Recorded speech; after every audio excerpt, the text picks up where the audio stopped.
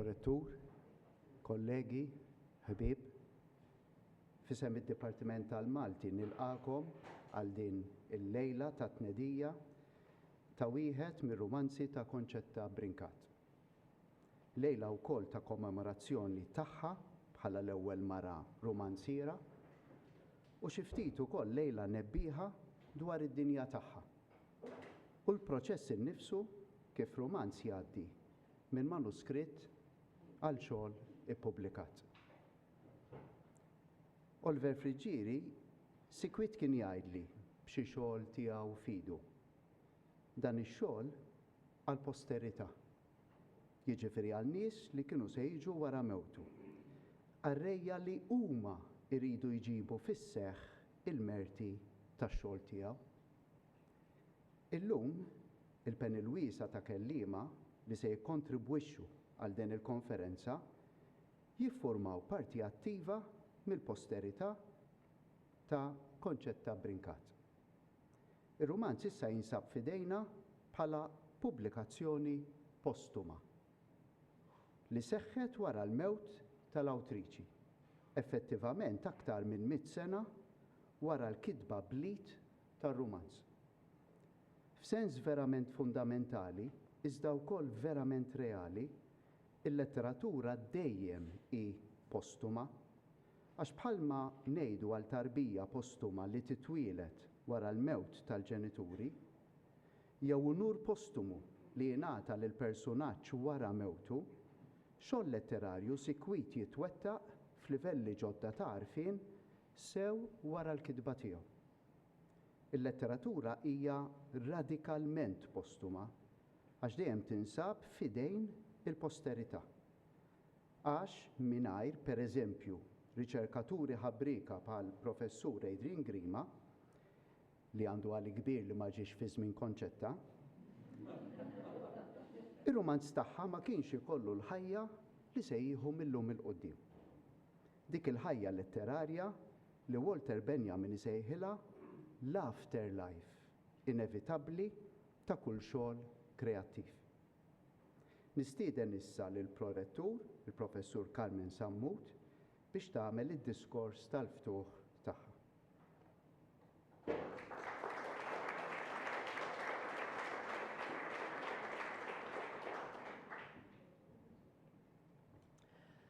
Grazzi, Prof.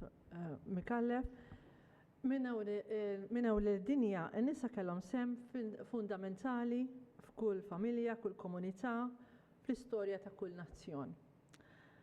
Iżda bosta drabi dal-kontribut la sar magħruf u lanqas ġie rikonoxxut b'mod xieraq. Ħafna nisa li kellhom impatt sinifikanti fl-istorja kienu maqbuda f'pożizzjonijiet sekondarji u spiss faw inviżibbli fid-dokumenti uffiċjali, il-ġurnali u l-mezzi tax-xandir l-oħra. Għal ħafna żmien lanqas kien jidhru fil-lezzjonijiet u fil-kotba tal-istorja u lanqas fil-katalgi tal-arti. B'xi eċċezzjonijiet il-monumenti, il-ġranet kommemorattivi u l-arkivi eżistenti spiss jiffokaw fuq il-kisbiet ta' figuri maskili. Biex il-memorja nazzjonali tkun sħiħa u ġusta, l-istejjer u l-ġrajiet tan-nisa għandhom jiġu dokumentati u ċelebrati. L-inklużjoni tal-mara hija essenzjali biex l-istorja tirrifletti r-realtà kollha tas-soċjetà tagħna. Il-memorja nazzjonali issawwar l-identità tagħna bħala nazzjon għax tħaddan fiha r-rakkonti, l-esperjenzi, it-taħbit u s-sagrifiċċji ta' ġensna. Ir-rwol tan-nisa ma ssibux biss fis-sem tagħhom fiċ-ċriki influenti, imma anke dak ta' nisa ġejjin minn kull saf tas-soċjetà fin-naħat kollha tal-gżejjer tagħna u lilin minnhom. Għalhekk illum fil-konferenza se nħarsu lejn ħidma biex insiru nafu li r-rumanziera Konċetta Brinkat. Xogħla ma kienx ikun magħruf li kieku ma nstabx, ma ġie studjat u pubblikat. Għalija hija sejba kruċjali għaliex hija frott ta' esperjenza intersezzjonali mara u emigranta fit-Tunezija. Konċetta Brinkat tfaċċat b'xorti tajba wara 4 ġenerazzjonijiet. Nafu mill-esperjenzi illi bosta drabi dokumenti u materjali ieħor ma nfittxuhomx, ma ninterpretawhomx U meta ma nippreservawhomx għall-posterità b'mod sistematiku jew nerfgħuhom f'post aċċessibbli jew ir-referenzi ma jkunux imsejsa fuq prattiċi stabiliti tal-arkivisti professjonali, hemm il-periklu li jintilfu darba l dejjem. Id-dokumentazzjoni ħafna drabi tinqered malajr, spiss ma li ħalluna l-protagonisti jew nkella wliedhom meta jkollhom l-ulied.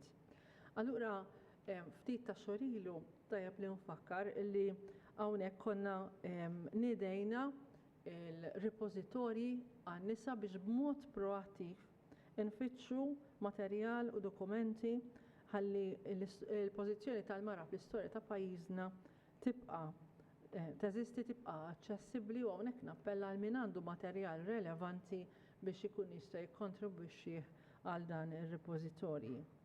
Meta nagħmlu dan ma nkunux biss qegħdin inħarsu lejn il-passat imma anke lejn il-futur. Meta niddokumentaw il-kisbiet tan-nisa mhux biss biex naraw lil dawk ta' qabilna ma biex noħolqu wkoll legat għal dawk li ġejjin warajna. It-tfal, bniet u sobien tal-lum jistħoqilhom ikunu jafu li qegħdin jimxu fuq il-passi tal-pijonieri, viżjonarji, kittieba, artisti u mexxejja anke dawk femminili. U hawnhekk inrotħajr lill-Professur Grima li Dipartimental Malti għal din il-ħidma sinifikanti u għadmir kollettiv tagħna li naraw li l-istorja tirrifletti l-verità kollha tagħha. Nappella sabiex flimkien inkomplu insalvaw il-memorja nazzjonali biex insawru futur aktar inklusiv u ugwali.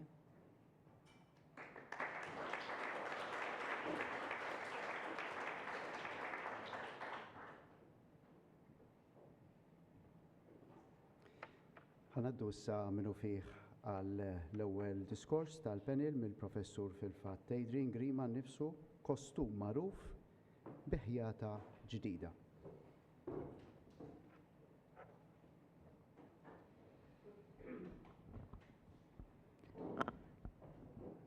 Naturalment hemm ħafna xi tgħid u iddeċidejt li nifoka fuq aspett wieħed, tista' tgħid wieħed biss.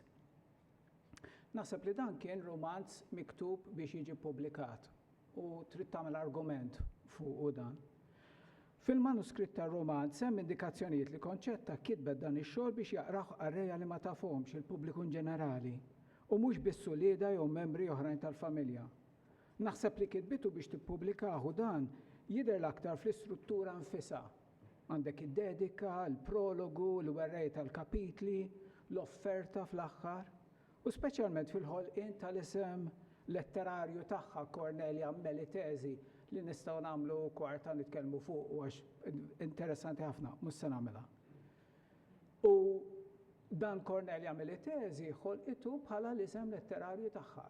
Isem letterarju naħseb toħolqu biex tippubblikaħle u ma ġenbu kitbet isimha. Is-sejħa tal-pubblikazzjoni tinħassew jidhirli fil-mod kif il-vuċi narrattiva tindirizza regolarment lil qarrejja bħalma kienu jagħmlu l-awturi tar-romanz popolari u r-romanz storiku romantiku nieħu biċċa żgħira. Dina kienet dik stess li forsi għadkom tiftakru fil-bidu tar-rakkont tagħna meta smajna li tzija Marita rakkonta kif kien korra missier, eċċetera. Imma l-mistoqsija prinċipali nixtieq nistaqsi l-argument li nixtieq nagħmel illejla huwa li dan ir-romanz huwa xogħol oriġinali ta' Konċetta Brinkatu mhux traduzzjoni jew adattament ta' romanz ta' ħaddieħor. Provi inkonfutabbli kif jgħidu m'għandix. L-argument tiegħi se jistrieħ fuq elementi editorjali, stilistiċi u biografiċi, naturalment fil-qosor ħafna. U fuq żbalji fattwali u inkonsistenzi fl-ismijiet li tagħtina Konċetta Brinkat fil-manuskritt tagħha. Imma naħseb li ħafna minn dak li se tisimgħu dwar dan ir-romanz mill-kelliema l-oħrajn se jikkonferma din it-teżi dwar dan ir-romanz bħala xogħol oriġinali tagħha. Madankollu ma nistax neskludi li għad insibu romanzi ppubblikat qabel 1919 li jkollu l-istess plot, l-istess karattri u l-istess tmiem u jwaqqa' din it-teżi illi qed tikteb xogħol oriġinali. Brinkat kitbet iż-żewġ romanzi tagħha fi żmien meta awturi bħal Giuseppe Combo, Emilio Lombardi u Arturo De Mek kienu qegħdin jippubblikaw romanzi fil-forma ta' faxxikli li kienu traduzzjonijiet jew adattamenti għal Malti ta' romanzi popolari miktubin bit-Taljan jew tradotti minn lingwi bħal Franċiż jew Italjan għat-Taljan. Din kienet il-prassi matul is-seklu 19 u fil-bidu tas-seklu 20. Fis-snin 60 tas-seklu 19, Giuseppe Foliero de Luna, il-Malti Napolitan awtur tal-ewwel romanz oriġinali bil-Malti li nafu bih, kien diġà insista li r-romanz tiegħu ħanikwota madwar 1863, so għax m'għandniex id-data eżatta. Mhux traduzzjoni bħalma huma kważi r-romanzi kollha li l-Maltin għandhom taħt idejhom.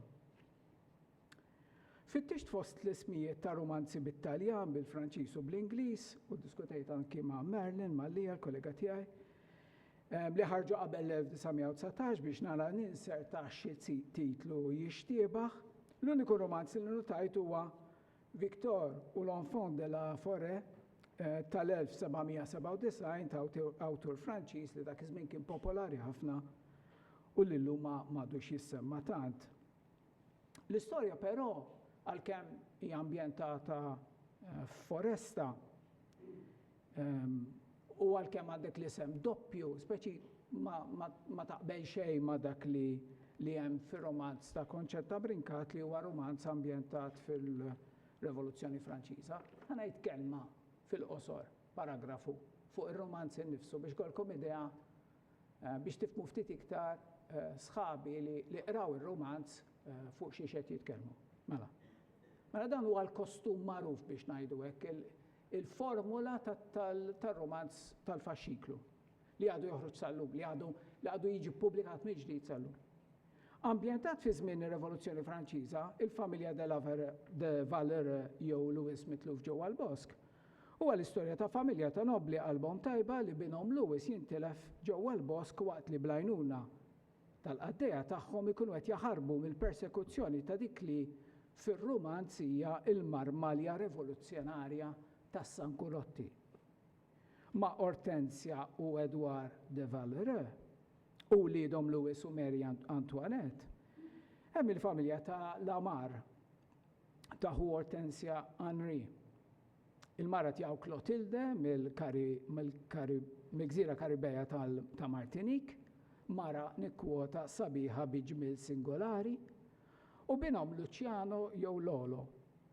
In-naħa l-oħra tal-istorja marbuta sfiq magħha hija l-istorja tan-nies komuni li jagħmluha ta' għaddejja fidili ta' dawn in-nobli, kuċċiera, gwardjani, kamriera, maġġordomi, intendenti, portinara, governanti jew nurses, kelma li tużaj, lukandiera.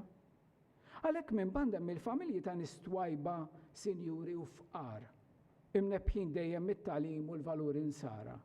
U mill-banda l-oħra mill-massa tas-Sankulotti irrabjata għall-arroganza, l-inugwaljanzi u l-eċċessi tan-nobli. F'nofs din il-ġlieda klassika bejn it-tajjeb u l-ħażin, hemm il-karattru ta' Mikiel li jgħaddi mill-iktar trasformazzjoni importanti fil-ġrajja kollha. Huwa romanz ta' trasformazzjonijiet u travestimenti kontinwi, ta' vjolenza bla rażan u mħabba bla qis, ta' destinu vendetti, ta' kxif u ħabi u ta' kombinazzjonijiet li dawk fostkom li qraw romanz tal-faxxiklu tas-seklu 19 u tas-seklu 20 miktub minn l-awturi li nafu, mhux se jinħasad bihom. Il-libsa ta' fuqha.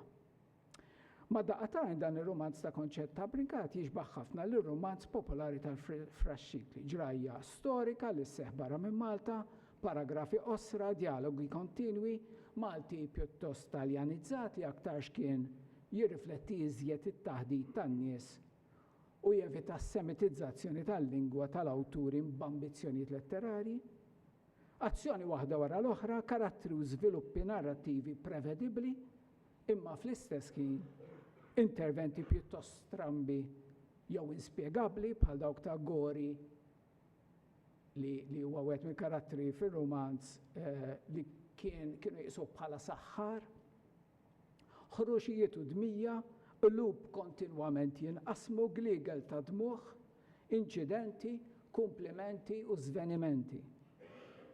Fl-istorja tiegħu, le għax kont se nirreferi għal Joseph Brinkat fl-istorja tal-isim Malti jitkellem fit-tul fuq dan it-tip ta' romanzi tal-faxxiklu. U forsi f'dal kuntest interessanti il-romanzo di konsumo li kieku jien insejjaħlu il-romanz tad-daqqa speċi, il-romanz kummerċjali illi jidħol f'dan il-kexxum biex ngħidu hekk. Qed naqbes ħafna partijiet naturalment.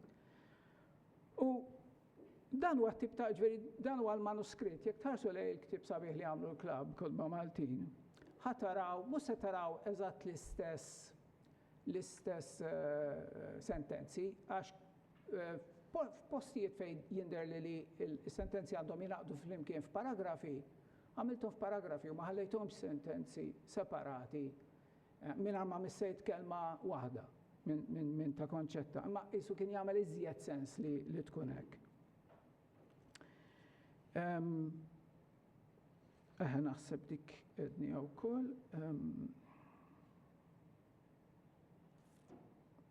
Brinkat għandha ferm iżjed tendenza però mill-kittiba tal-faxxikli bħal Kumbo, Dimek u Umbardi u oħrajn li tikteb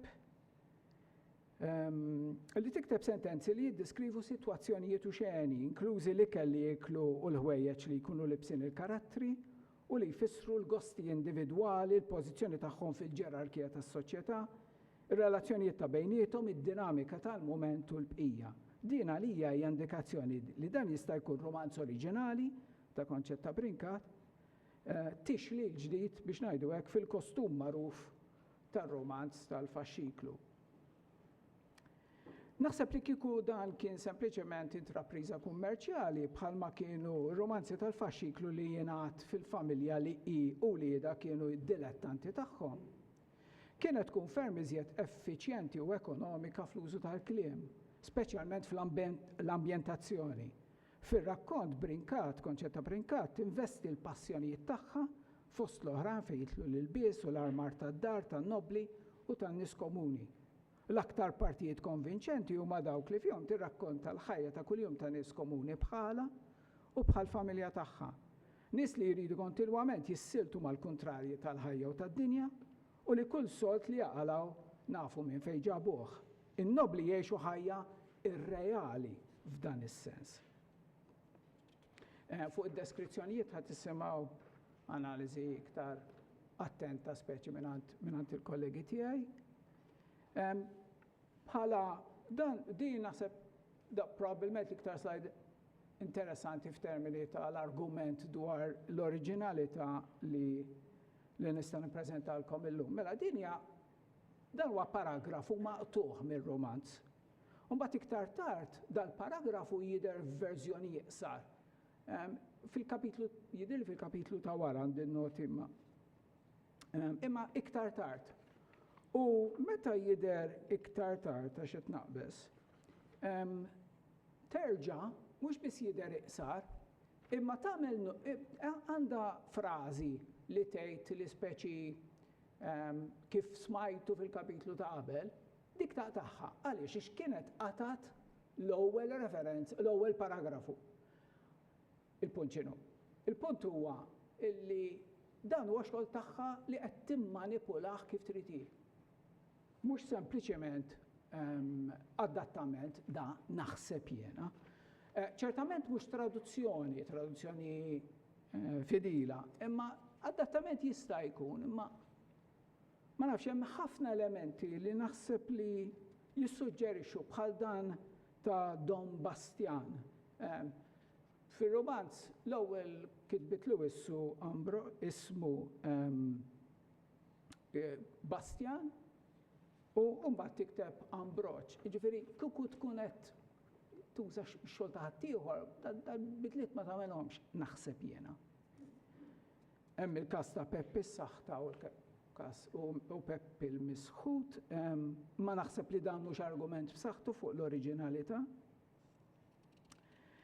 Mbagħad hemm l-iżbalji, jien sejjaħtilhom l-iżbalji li jpaxxuna. Iżbalji jpaxxuna għax Ovvjament, konċett ta' brigat ma kellix il-lussu tal-riżorsi li għandna aħna llum, ma kellix biblioteka ma saqqajja speċi biex tkun tista' tiċċekkja l-affarijiet. Allura tagħmel ħafna żbalji tgħid li Pariġi hemm il-muntanji, issemmi bliet, issemmi postijiet fi Franza u l-Belġju li fil-fatt mhumiex fejn tgħid li huma. Ir-raħal ta' Nerik Van Dijk li huwa wieħed mill-karattri l-ewwel tgħid li hu dak u mbagħad tgħid li hu ieħor. Imma dawn huma żbalji perfetti għall-argument jgħid dwar l-oriġinalità. Ħadd ftit fuq di ta' Mulhouse sar lil-ħin. Interessanti mbagħad ċerti anakronizmi. Kif jgħidu jafet nisbalja, m'għandix esperta dawn l-affarijiet, imma semmi s-siment, issemmi il-fotografija, issemmi l-Immakulata Konċizzjoni li forsi Father Ray jikkonferma li kienet għadha mhix Immakulata Konċizzjoni fl-aħħar tas-seklu 18. Kollha żbalji tgħid li l-Bosk l-Iswed, pereżempju il-Black Forest qiegħed bej Franza u l-Belġju, jiena ħafna minn daw is-snin li għaddew, 13-il sena li għaddew minn mindu Nick Bonello Alla jaħfirlu fuq parir tal-Fred Sand speċi ġi kellem li bdaw il-manuskritti f'idejja. Ħafna minn daw 13-il sena kienu qattajthom bl-għajnuna ta' ħafna nies nipprova nirrikostruixxi l-ħajja ta' dil-mara li kif kienet tajt il-professur Sammut qabli, invisibbli. L-unika kelma li għandna ta' konċetta hija dak il-ktieb. Invisibbli u visibbli ħafna fl-istess kien sa ċertu punt. U naħseb dan l-aħħar argument tiegħi għax il-professur Mikallef qed iberraqli bir-raġun. U tafu xi jfisser meta l-professur Mikallef iberraqlek. Mela, jien naħseb illi hemm ħafna Malta f'din il-Pariġi li qed jitkellem fuq konċett ta' Brinkat, hemm ħafna Malta hemmhekk. U l-aħħar punt da kompletament kif ta' batajt argument suġġettiv ħafna. Għaw membri tal-familja vera kontent li għaw membri tal-familja ta' konċett ta' Brinkat hawnhekk fostna. Fil-familja jingħad li kienet mara retta, mara onesta ħafna. U il-romanz jinsisti ħafna fuq l-onestà u fuq l-irġulija kemm ma ftit antipatika, insomma, ma tafu xirrid ngħid. U naħseb li mara li kienet tant onesta, tant kienet retta u l-fama tagħha ġriet anke minn ġenerazzjoni għall-oħra. Ma nasibx li kienet tikteb romanz poġġi f'isema li kieku kien xogħol ta' ħadd ieħor. Grazzi ħafna.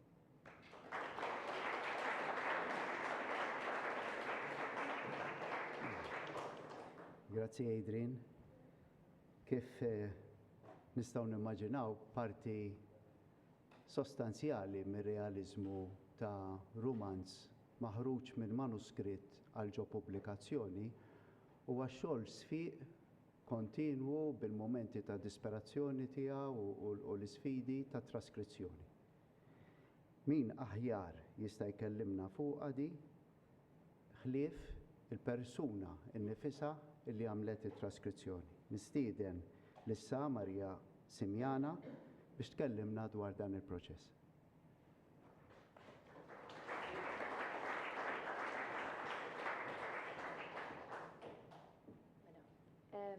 Meta 13 sena ilu il-professur Adrian Grima kien stedinni biex immorru nieħdu r-ritratti tal-manuskritti oriġinali, l-iżjed naħseb l-ewwel ħsieb li kelli f'moħħi ma setax jitlaq kien li daw il-pitazzi li konna qegħdin naraw dak iż-żmien kellhom aktar minn 90 sena fuqhom. Ovvjament meta inti tikkunsidra li daw kellhom dawk is-snin kollha fuqhom, fil-verità kienu f'kundizzjoni pjuttost tajba. Tneħħi ovvjament li l-paġna tkun sfaret xi ftit u l-fraġilità tal-karta. Il-kundizzjoni kienet pjuttost tajba. Aħna u nqalbu biex nieħdu r-ritratti, fl-istess isu ma tistax ma taħsibx fl-idea illi daw il-pitazzi fihom il-ħsibijiet, l-idejat, il-kreattività ta' din il-mara li kellha biżżejjed kuraġġ biex fi żmien meta in-nisa ma kienx maħsuba illi daw jiktbu xi ħaġa letterarja mhux tal-li kitbet romanz wieħed imma kitbet tnejn. Ġifieri ovvjament aħna winqalbu il-pitazzi u nieħdu r-ritratti bla marit jiena li kont dieħla għal dan ix-xogħol ħassejt responsabilità kbira illi nwassal il-ħsibijiet tagħha lill-qarrejja kif kien maħsub wis probabbli kif qal il-Professur Grima qabli kif kien maħsub minnha nnifisha stess. Il-manuskritti kienu miktubin fuq pitazzi żgħar bħalma jidher hawnhekk, kienu ġifieri pitazzi ta' daqs bħalma nafuhom aħna, bil-qoxra kull pitazz qoxra differenti bejn u ieħor kollha bil-kelma kwaderno fuqhom. Aħna winqalbu bdejna nieħdu ritratti naħseb waħda mill-ewwel affarijiet li kienet ovvjament tolqotni lili peress li kont se nitraskrivi xogħla kienet il-kalligrafija tagħha, x'ovvjament kienet xi ħaġa importanti għalija li nkun nista' naqra dak li hemm miktub. U l-ewwel ħaġa li laqtitni li hi fil-fatt għandha kalligrafija pulita ħafna, kif stajtu taraw anke mill-preżentazzjoni tal-Professur Grima. Però peress li kienet tikteb bil-maqut mhux il-kliem kollu kien ikun dejjem leġibbli. Apparti minn hekk ovvjament rridu nżommu f'moħħna illi il-regoli ortografiċi ta' dak iż-żmien ma kinux l-istess ta' dan iż-żmien. Jiġifieri sakemm wieħed jidra il-mod kif tikteb ukoll kien hemm ammont ta' sfidi. Hawnhekk inkludejt pereżempju dan ir-ritratt din kienet waħda mill-isfidi li ltqajt magħhom. Li l-linka tal-paġna ta' wara kienet isa ċabset il-paġna ta' quddiem. Allura inti meta tiġi biex tara eżatt x'hemm miktub kultant tbati daqsxejn iktar. Peress li jiena ovvjament ma kellix l-oriġinali f'idejja, ma tkunx tista' pereżempju tgħid nagħmel xi ħaġa wara l-karta biex inkun nista' isu naqqas naqra nilgħab bid-dawl u hekk. Jiġifieri kien hemm dik it-tip ta' sfida minħabba l-linka, però fl-istess ħin kien hemm il-vantaġġ li kien ritratt għax fejn mbagħad kien ikun hemm ċertu affarijiet forsi mhux daqshekk ċari stajt tkabbar kemm għandek bżonn li kieku kelli l-oriġinali f'idea ma kienx ħaġa li stajt nagħmel żgur.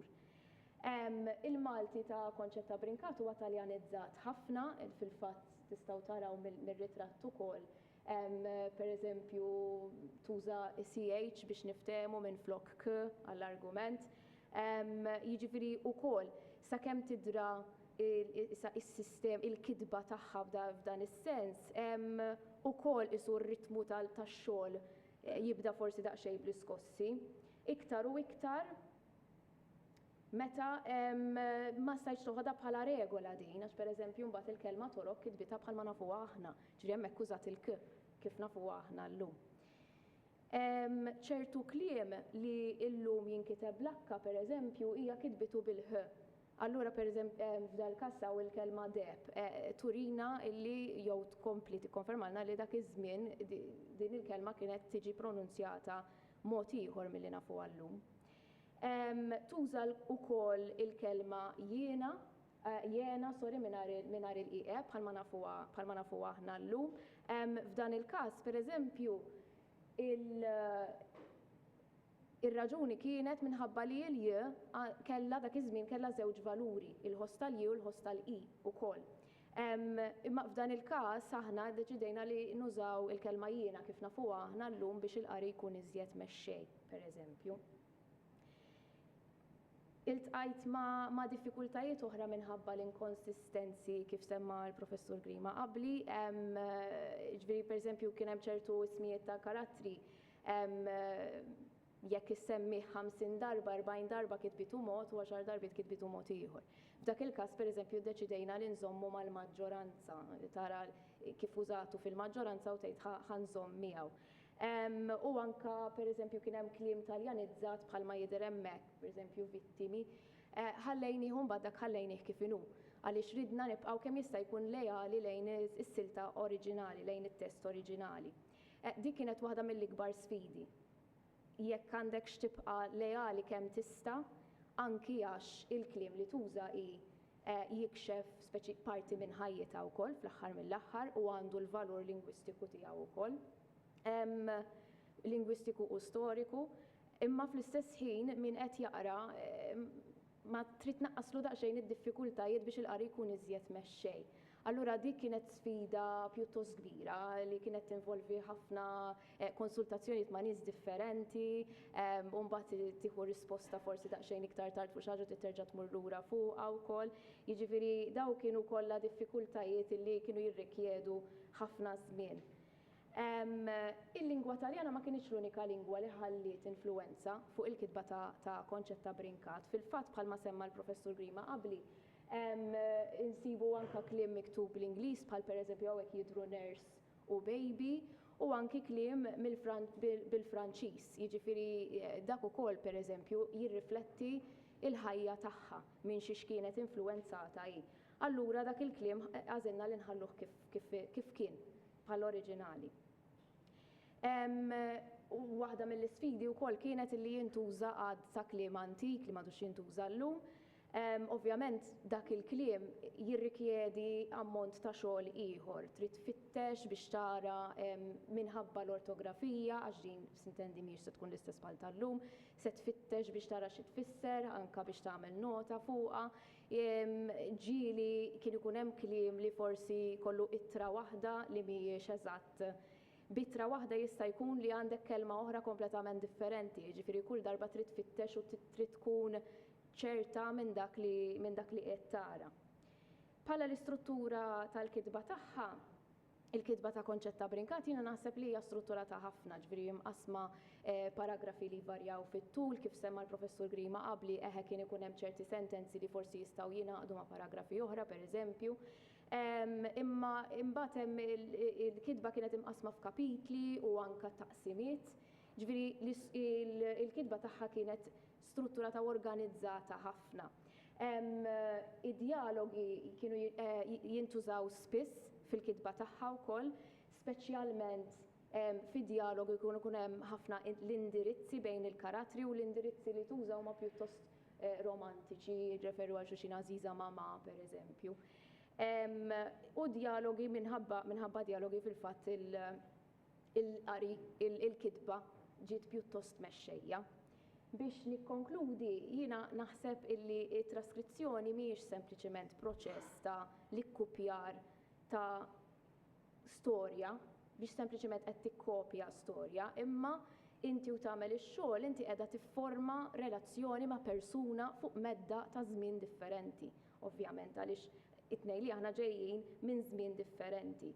Allura matul il-proċess jiena ħassejt illi kelli inżomm f'moħħi li dak li hemm miktub b'dak li hemm miktub jiena qiegħda nesponi l-idejat tal-kittieba u l-kittieba nnifisha mal-qarrejja li fuq kollox hija kellha f'moħħha fl-aħħar mill-aħħar, ma mal-qarrejja kontemporani ta' żmienna għaliex ovvjament issa inħareġ issa.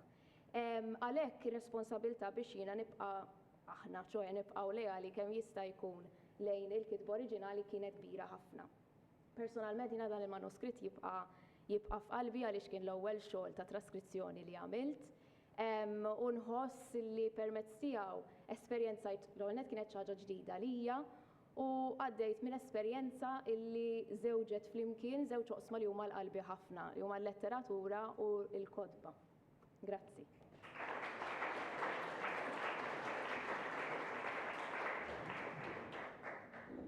Grazzi Marija ta' dik tal-iqsamt magħna di l-esperjenza verament tangibbli tat-traskrizzjoni. Aħna ma nifhmu l-ebda parti minn roman sewwa jekk dik li ngħidula l-entità letterarja li tista' tkun anki karattru sitwazzjoni ma tinqalax il-barra minn sfond. U l-isfond iservi ta' kuntrast biex naraw iktar l-ilwien, il-forma, it-truf tal-oġġett li qegħdin nifhmu. Se tkellimna issa Dr. Simona Zoppardi appuntu fuq l-isfond storiku tal-romanz.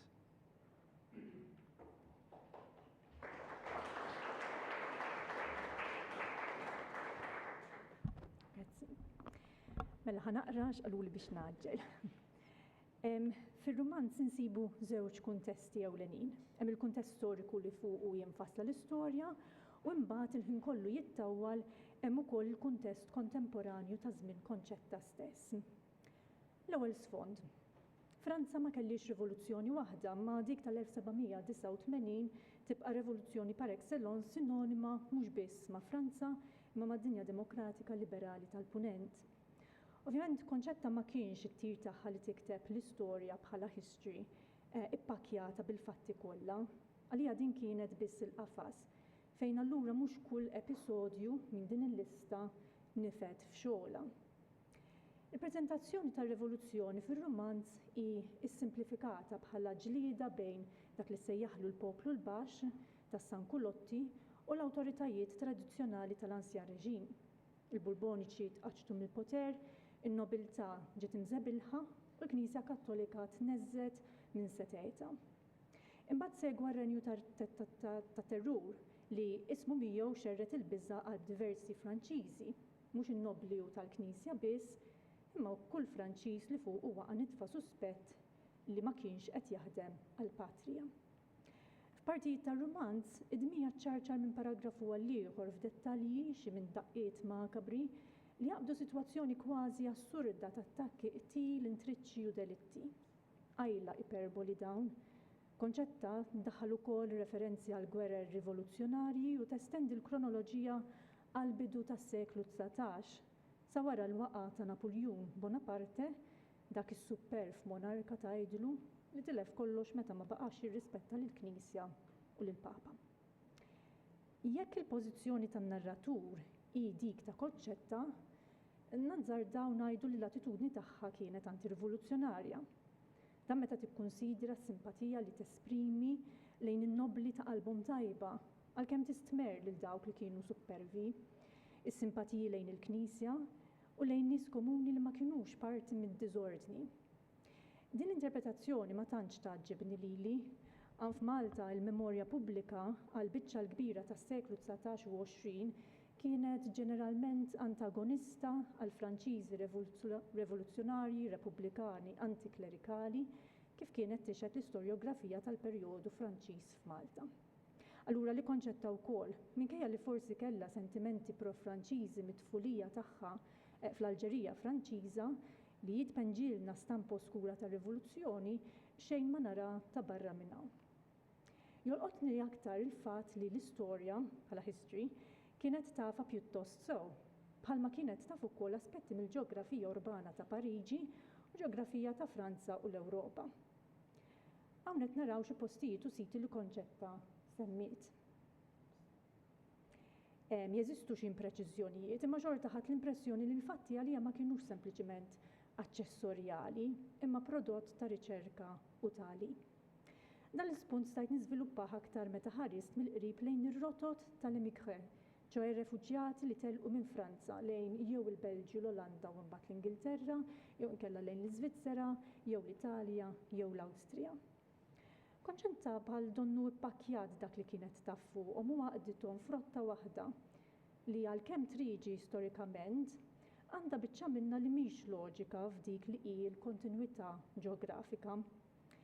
Mela l-emigrè ewlenin tagħha, l-familja de Valère, telqu minn Pariġi, telgħu lejn il-fruntiera ta' dak li huwa l-Belġju llum, waqfu f'Avens fejn hemm intilef it-tfajjel Louis, jew Louis f'Bosk li kif semma Adrian bl-isem li tagħtih Konċetta, il-Bosk l-iswed ma jeżistix fi Franza. Il-familja mbagħad baqgħu sejrin lejn Bruges, għalkemm aktar tard imbagħad jemigraw lejn l-Iżvizzera. Sa frattant it-tfajjel Louis sabu wieħed Nerik f'Avens. Dan Nerik li kien jitkellem tgħidilna il-Belġju, tirreferi għal Flemish, kien jaħdem u jgħix f'Mons. Hawn li sibt ftit ta' taħwida f'daqqa waħda insibu referenzi għal Mulhouse bħala l-post fejn tinstab id-dar ta' dan Nerik. Ma din taħodna n-naħa l-oħra ta' Franza fir-reġjun tal-Alsace kważi fuq il-fruntiera Ġermaniża. Ma dawn l-ineżattezzi nistgħu nżidu xi oħrajn li fuq naħa jkomplu jagħmlu da xogħol aktar awtentiku min naħa l-oħra jindikaw li forsi jinkiteb fuq medda ta' żmien u allura ċertu dettalji jibdew jitqanfdu. Pereżempju jissemmew il-muntanji f'Pariġi ma jeżistux, jissemmew il-Belġju u l-Ġermanja daqs li kieku eżistew bħala pajjiżi stati. Kienu hekk fi żmien meta Konċetta kitbet imma mhux fi żmien ir-Rivoluzzjoni meta l-Belġju kien parti mill-Austrian Netherlands u l-Ġermanja kienet f'biċċiet fil-Holy Roman Empire. Apparti anakronizmi ta' ġeografija politika, issemmew fl-istorja wkoll teknoloġiji li kienu għadhom prematuri. It-tren li kien sejjer Alberta Ruħen tgħidilna. U titkellem dwar il-ferrovija u l-omnibusijiet, semmejt is-siment, il-fotografija, kienu jeżistu f'Malta ta' Konċetta, imma mhux fi Franza tar-Rivoluzzjoni. Biss l-ewwel ferrovija fi Franza narawha fl-1828 u dik għall-passiġġiera daħlet 10 snin wara. Lapsus lemmu l-hawn li jixet ukoll il-kuntest personali ta' Konċetta li kienet toqgħod fil-qabda tal-modernizzazzjoni u tat-attività semi-urbana bejn Birkirkara u Taslima. U nimmaġina li kien lapsus ieħor ukoll u wkoll ħireġ minn Malta kolonjali meta fir-romanz Lewis xi mistoqsi jiddeskrivi lil ommu juri ritratt tar-Reġina tal-Ingilterra tgħidilna u xebbaħa magħha. Sa dan kien għall-ħabta tal-1800 fir-romanz. L-Reġina. Fl-Ingilterra George III kien hemm dak iż-żmien u l-aħħar Reġina Ingliża, Queen Anne, kienet fuq tron kważi seklu qabel. Jew forsi hawn Konċetta kellha f'moħħha li Reġina Vittorja minn żmienha stess u li mal-immaġni tagħha kienet midħla sew. Insomma, dan mhux biex noqogħdu nikkoreġu lil Konċetta ta'. Imma bla ma trid mhux biss issaqsi minn fejn saret taf dak li kienet taf jew ma tafx iżda wkoll kemm il-Malta ta' Konċetta iddaħlet apposta jew daħlet inkis fin-narrattiva tagħha. Indur bekk għat-tieni kuntest. Jispikka aktar għalija għalkemm forsi minsuġ indirettament u possibilment ukoll mhux intenzjonalment il-fatt li għandek ħafna minn Malta li jidher fir-romanz. Diversi sfumaturi li kanġu fin-narrattiva imma nazzarda li ngeddisom fit-tema tal-kwotidjanità jew ħajja ordinarja, evidenti fil-lingwa, fl-ikel, l-użanzi, l-imġiba, l-problemi, l-emozzjonijiet u ir-reliġjon. Insomma, tantu kuntest qawwi li hemm diversi bnadi fir-romanz li tinsa li qiegħed fi Franza imma tħossok f'Malta. Ħanibda bil-lingwa. F'kitbet Konċetta nisimgħu ħsejjes mill-kwistjoni tal-lingwa, kuntest partikolari f'Malta kolonjali li kien ilu jinġema mill-aħħar kwart tas-seklu 19 fejn il-lingwi tal-Ingliż, Italjan u l-Malti iddawru fi blalem politiċi f'taqbida bejn partiti, klassijiet soċjali u identitajiet kulturali. Fir-romanz però ma tidirx bħala kwistjoni konflitt, imma bħala taħlita multilingwali kif kienet għal ħafna mill-Maltin ordinarji. Konċetta bħala narratur kienet ukoll prodotta din is-sistema multilingwali, esperjenzata fil-pubbliku, fl-ismijiet tat-toroq, fit-taħdidiet ta' grupp minn ieħor, fil-gazzetti bħal Malta, id-Daily Motor Chronicle, jew il-Ħmar, jew inkella fil-kotba li kienet taqra, jew li kienu jużaw lieda fl-iskejjel, kif ukoll fl-għażla li hi u żewġa rridu jagħmlu għal uliedhom bejn jitalmux l-Ingliż jew it-Taljan fl-iskejjel elementari skont is-sistema tal-free choice. Nenfasizza però li ma jinħassx li hemm kummentarju politiku, imma hemm mikrokosmu, hemm riproduzzjoni organika ta' dan il-kuntest ta' taħlit fl-ismijiet li bihom Konċetta għamdet lil karattri tagħha jew inkella fid-diskors li tefet f'ħalqhom. L-element Taljan kif diġà spjegatu preżentissimu fil-kliem Taljanizzat però wkoll fl-espressjoni, l-istrutturi, is-sintassi u l-kadenza ta' ċertu frażijiet. It-Taljan jinstema' b'mod dirett f'xi ismijiet ta' persuni u postijiet u wkoll f'xi espressjonijiet. Fil-każ tal-użu tal-Ingliż, apparti li jidher fl-ismijiet kif jidher fil-lista, jindies ukoll mal-Malti fi dialogi b'espressjonijiet bħal dawn li qed taraw. Imbagħad hemm l-element Malti. Nista' nsejjaħlu hekk. Qiegħed kullimkien. Konċetta tlaqana ma' diversi karattri, Franċiżi fis-sens fittizju tal-istorja imma li għandhom bixra ta' Maltin fis-simhom u kliemhom. Niltaqgħu ma' Pietru, Ċensu, Katarin, Indri u l-bqija. Il-Malti jinħass fil-laqmijiet ukoll. Hemm imbagħad dak Malti żgur. Ħaq brejbes, ħaq it-torok, ħaq il-brieqex, jew inkella l-espressjoni Maltija imnial toġobni wisq dik. It-tajjir għandu xejra Maltija wkoll meta l-karattri jirreferu għal xulxin b'nomi bħal Fekrun, Jaxadin jew Ħmar. Hemm imbagħad episodji fejn Konċetta bħal donnu isselfet karattri Maltin waħdithom fl-istorja tagħha. Tispikka pereżempju ix-Xuxana. Fir-romanz din kienet waħda mill-poplu l-baxx fejn sħaba stess jirreferu għaliha bħala l-miġnuna u meta jsiru jafu l-inqatlet wieħed jgħid mela rħila tmur għand ix-xjaten. Dan il-laqgħa nfakkarni f'Marja Xkembri li fuqha kiteb Edija Tard. F'1878 ix-Xuxana kienet instabet ħatja t-omiċidju waqt serqa frazzett fis-Siġġiewi u ntbagħtet u mora l-ħabs. Hemm ukoll it-Tija Nozzi li fir-Rumanz kienet sit il-Dverna l-Qattus l-Iswed nikkwota mara ta' 50 sena wiċċha mkemmex kollu, xara abjad imqanfed, għajnejja waħda tħares lejn il-vant u l-oħra lejn il-punent, vera ġbija ta' dnub il-mejjed. Forsi kien hemm xi ispirazzjoni mit-Tija Nozzi fil-varjanti tat-taqbila Maltija Banni Bannozzi. F'dan ma kienx millar imma ma kienx ħelwa nqas kif jidher fil-każ tat-tieni varjant. Il-Malti fir-Rumanz mhux biss taqraħ u tisemgħu ikellmek iżda kważi jixxommu u tomu wkoll. Nirreferi għall-ikel li jissemma l-hemm u laqm. Fuq il-fenek il-majjal, il-kirxa u l-pastizzi ser inħalli f'idejn min hu ikkiel iktar minni. Verftu ovvjament, fidejk Noel. Jien ħa nixtar ftit il-ħobs imma. Mhux għax naf niklu iktar minn Noel imma għax fil-kuntesti storiċi f'dan ir-Rumanz il-ħobs kien protagonist. Jew antagonist. Il-prezzijiet stratosferiċi tal-ħobs kienu waħda mid-diversi problemi ekonomiċi li nibtu rabja li żbruffat fir-Rivoluzzjoni Franċiża. Konċetta infatti tiftaħ l-istorja billi tinfilsa każ ta' serq ta' ħobża. Li minn Franza u probabbli li konċetta wkoll esperjenzat elementi ta' rabja, frustrazzjoni, qtieħ il-qalb, dieqa, hekk kif Malta wkoll il-ħobs kien għola tant għal ħabta tal-ewwel Gwerra Dinjija u li kontribwixxa bi kbir għal protesti tas-7 Ġunju. Hawnhekk tagħmilna l-aċċa mal-qagħda soċjo-ekonomika f'Malta fl-ewwel żewġ deċenji tas-seklu. Is-seklu beda bit-tajjeb. Bil-proġett tal-Breakwater fil-Port il-Kbir jiġġenera ħafna xogħol li però stabat l-isfel ma lill-proġett lesta. Huwa għal-aks li kieku ma ġietx l-ewwel Gwerra Dinjija, kieku l-qagħtu l-faqar kienu jaħkmu aktar fil-fond u fit-tul. Il-gwerra ġabet ix-xogħol, speċjalment fit-tarzna, ma ditgawdija damet għal ftit biss. Il-gwerra ġabet magħha wkoll prezzijiet u kirjiet għoljin, inflazzjoni, qatt meta spiċċat u għal xi Maltin jekk mhux għal konċetta emigrazzjoni wkoll.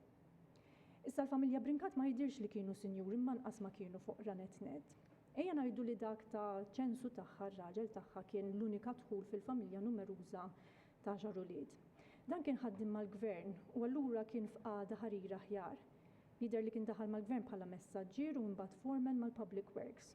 U kellu xi li ħapparti għax kif sab Adrian kien ukoll muratore bennej magħruf bħala Mastru Ċens.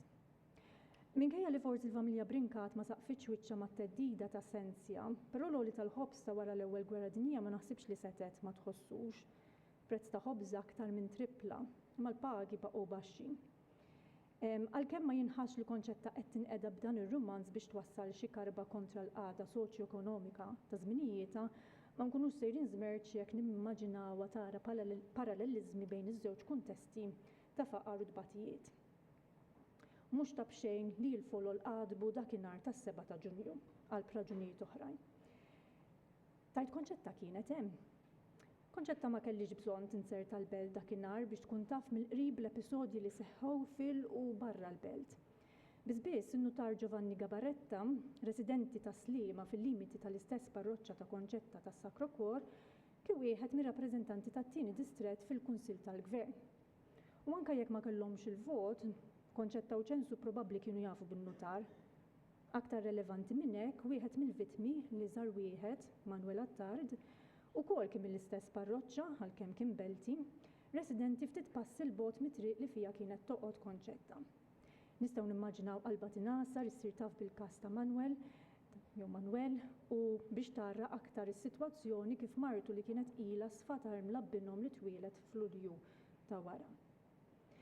Min jaf ukoll kien jiġsemed biex nijat li nsibu mniżla fil-kronika ta' storijiet missjonarji ta' Marija ta' Birkirkara fejn kienet wildet Konċetta Birkirkara.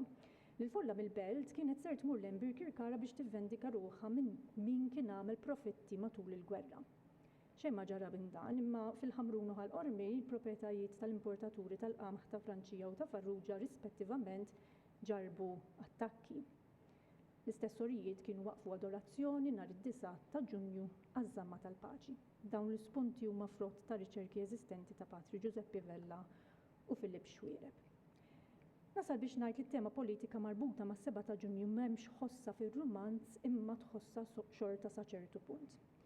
Minnaħa ma nistgħux nassumu li b'kitbieta konċetta ridet tħalli xi messaġġ politiku kontra jew favur dak li kien seħħ fl-1919. Biżbiss la dan ir-rumanz kienet temmet tiktbu f'Ottubru tal-istess sena, ma naħsibx li bdiet tiktbu apposta fid-dawl ta' dak li kien ġara. Nissuspetta li kien ħadilha ftit ħin mhux ħażin. Ma jekk ir-rumanz jgħidilna xi ħaġa dwar xi ideoloġija ta' konċetta, dan kien li kienet konservattiva u tistmer id-diżordni u l-instabilità fis-soċjetà, speċjalment fejn tidħol il-Knisja. U bekk indur biex nagħlaq bħeffa bħarsa lejn l-aspett morali reliġjuż li ser jiftaħ aktar fuq Father Ray, fid-dialogu tal-karattri tagħha jitnied il-lament o disgrazzjata Franza, b'attakk kontra kull min kien kompliċi ma' trażżin tal-Knisja. Hemm ukoll ismerrija lejn id-da nikkwota ħalf ifarrak il-ġebel li jintefa' fħal l-ar persuni fin-narrattiva. B'kuntrast, fi kliem in-narratur/konċetta ħassejt bħal projezzjoni ta' kważi skruplu reliġjuż rifless fil-multiplikazzjoni tal-kelma Aziz Aziza li donna bħal kurunella taqgħod paġna moħra f'kullana ta' lingwaġġ devozzjonali. Imbagħad hemm il-bews ta' rispett, ta' devozzjoni fil-familja, beku, intimità sagra. Fid-dawl ta' dawn l-eżempji oħrajn, xogħol konċetta jidher bħala estensjoni ta' twemmina u devozzjoni li kellha lejn l-ordni konservattiva. F'dan is-sens żgur li ma kienx l-eċċezzjoni fi żmienha. Ġlieda mal-ħin kienet din, nagħlaq imma il-kuntesti storiċi dak tar-rumanz u dak tar-rumanziera bejn Franza u Malta mifruda bi spazju ta' seklu jisfumaw jdubu f'xulxin f'kitbet konċetta, mingħajr però ma jintilfu jew jitilfuna. Anzi, hija waħida li apparti li tpoġġina fi żmien u post u narrattiva tippermettilna nidħlu ftit fil-menti ta' konċetta biex forsi nsiru nafuha ftit aħjar. Grazzi.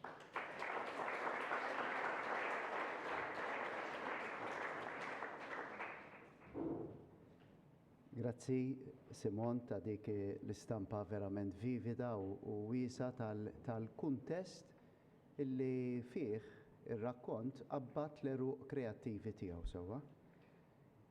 Kif nafu, mhux lakemm taqra rumanz.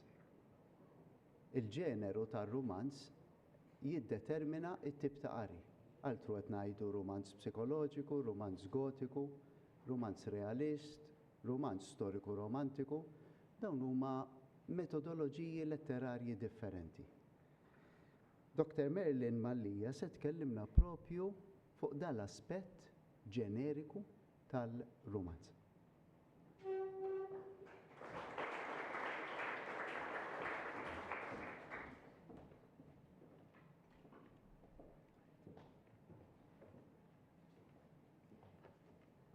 Ir-rabta kritikament stabbilita bejn romanz gotiku u Ewropew u l-avvenimenti storiċi tal-Rivoluzzjoni Franċiża fiha diversi sfumaturi. L-intersezzjoni l-iktar evidenti hija dik tat-terrur li tirreferi kemm għan-nozzjoni letterarja u estetika li kienet qabdet fir-romanz Ingliżi ta' dak iż-żmien, kif ukoll għall-istadju vjolenti u estremista tar-rivoluzzjoni, żvolġiment li seħħ madwar l-1793. Imkebbes mir-retorika ta' mexxejja bħal Robespierre u Saint-Just. Huwa proprjament fuq din in-nota doppja li Konċetta Brincat tiftaħ ir-rakkont tagħha, passaġġ li jinseġ ir-rakkont tat-terrur storiku ma' narrazzjoni mdemmija li tqanqal il-biża'. Min ma samax jew ma qarax xi ħaġa fuq it-taħwit terribbli li kien inqala ġewwa Franza fis-sena 1789 li kellu jibqa' jissemma ir-renju tal-biża' u tad-dmija. Il-ġeneru gotiku huwa normalment ikkaratterizzat minn żewġ elementi, l-eċċess u t-trasgressjoni. Fir-romanz Il-Familja de Valeureux, dawn iż-żewġ elementi huma immedjatament assoċjati mar-Rivoluzzjoni Franċiża u mal-aġenti tagħha. Brincat tikkaratterizza l-rivoluzzjoni sħiħa mill-bidunet tagħha bħala ir-renju tal-biża' u tad-dmija, filwaqt li tirrappreżenta r-rivoluzzjonarji kollha bħala sankulotti indemonjati. Terminu li jirreferi għall-iktar segwaċi radikali u vjolenti tar-renju tat-terrur. Skont Brinkat, dawn in-nies baxxi żebilħu kemm l-ordni soċjopolitiku billi gwiljottinjaw lill-re u lir-reġina, kif ukoll l-ordni divin u morali, rappreżentat mis-saċerdoti. Il-kaos trasgressiv tal-folla rivoluzzjonarja, magħmula minn nies bla kuxjenza, nies li ma kienu jemmnu b'xejn kwota, huwa fil-fatt il-forza perturbatorja li tiġġenera l-avvenimenti tal-ktieb voluminus ta' Brinkat. Għaldaqstant sinargumenta kif l-użu ta' elementi gotiċi f'dan ir-romanz huwa marbut ma' pożizzjoni ideoloġika konservattiva li tikkundanna bla riservi l-vjolenza rivoluzzjonarja u l-kollas tal-ordni politiku u reliġjuż. Però tajjeb li l-ewwel nagħti ftit kuntest storiku tar-romanz gotiku u f'liema forma seta' ġiet esposta għalih konċett ta' Brinkat. Ir-romanz gotiku huwa assoċjat ma' kittieba Ingliżi lejn tmiem is-seklu 18, ċewwe kontemporani tal-avvenimenti storiċi inkwetanti li kienu qed iseħħu n-naħa l-oħra tal-frigu Ingliż. Prominenti fosthom insibu lil Len Radcliffe li b'romanzi bħal The Mysteries of Udolpho ħolqot mudell influenti tar-romanz tat-terrur li ġie tradott, ikkupjat u imitat f'diversi pajjiżi. F'dan il-mudell stat familjali armonjuż jisfa' mħarbat minn nies egoisti ddominati mill-passjoni. F'dan insibu l-waħx, il-possibilità tas sopranaturali u ambjent ta' twejr, ambigwità, vjolenza ta' spiss f'epoka passata mbeda u finħawi imwarba minn sija, kastelli, palazzi u djar strambi. Wara sensiela ta' arbil li minnu l-karattru prinċipali ta' tfajla innoċenti titgħallem u timmatura, il-virtu titrionfa u tiġi premjata permezz ta' stat utopiku mistħoq, fil-waqt li t-tiranni jiġu kastigati. Il-mudell gotiku jirrikorri fil-fatt tal-kontrasti qawwija li jqanqlu l-arrej u li jġorru magħhom valuri morali jew politiċi. Ir-rappreżentant l-iktar famuż tal-ġeneru gotiku huwa ieħor apparti Anne Radcliffe huwa Matthew Lewis li fir-romanz The Monk jirrappreżenta b'mod iktar espliċitu il-vjolenza estrema. Fil-waqt li fil-Biblioteka Nazzjonali ta' Malta ma jinstabux kopji tar-romanz ta' Lewis, jeżistu żewġ traduzzjonijiet Taljani tar-romanzi attribwiti bi żball lil Radcliffe. Le Viżjoni del Castello dei Pyrenei, li fil-verità huwa traduzzjoni ta' imitazzjoni miktuba minn Catherine Cuthbertson, kif ukoll volum minn antoloġija bl-isem Lo Scheletro Vivente u La Terribile Vendetta. Dan ifisser li f'Malta l-Gotiku wasal forma li kienet laħqet bedet kemm mill-epoka tar-Rivoluzzjoni kif ukoll mill-kalibru letterarju tar-romanzi klassiċi Ingliżi. Oliver Frigieri spjega kif mit-Taljan ir-romanzi gotiċi ġew tradotti u adattati għal Malti għal ħabta ta' snin 1890, normalment f'għamla ta' faxxiklu, u din il-voga baqgħet għaddejja sa' snin 1930. Hawnhekk qed nuri xi eżempji tar-romanzi gotiċi bil-Malti li jsemmi Frigieri. Ma nafux eżattament liema kotba qrat Brinkat, però nafu żgur li kienet qarrejja assidwa tar-romanz tal-faxxiklu. Nafu wkoll li kienet taqra letteratura bl-Ingliż. Jista' jkun li Brinkat qrat A Tale of Two Cities ta' Charles Dickens, romanz Vittorjan li juża elementi gotiċi biex jirrappreżenta l-elementi estremi tar-rivoluzzjoni, nistgħu biss nispekulaw. L-assenza ta' provi konkreti ta' influenzi testwali speċifiċi ser inserraħ l-analiżi tiegħi fuq l-istil, l-immaġni u l-istruttura tar-romanz ta' Brinkat.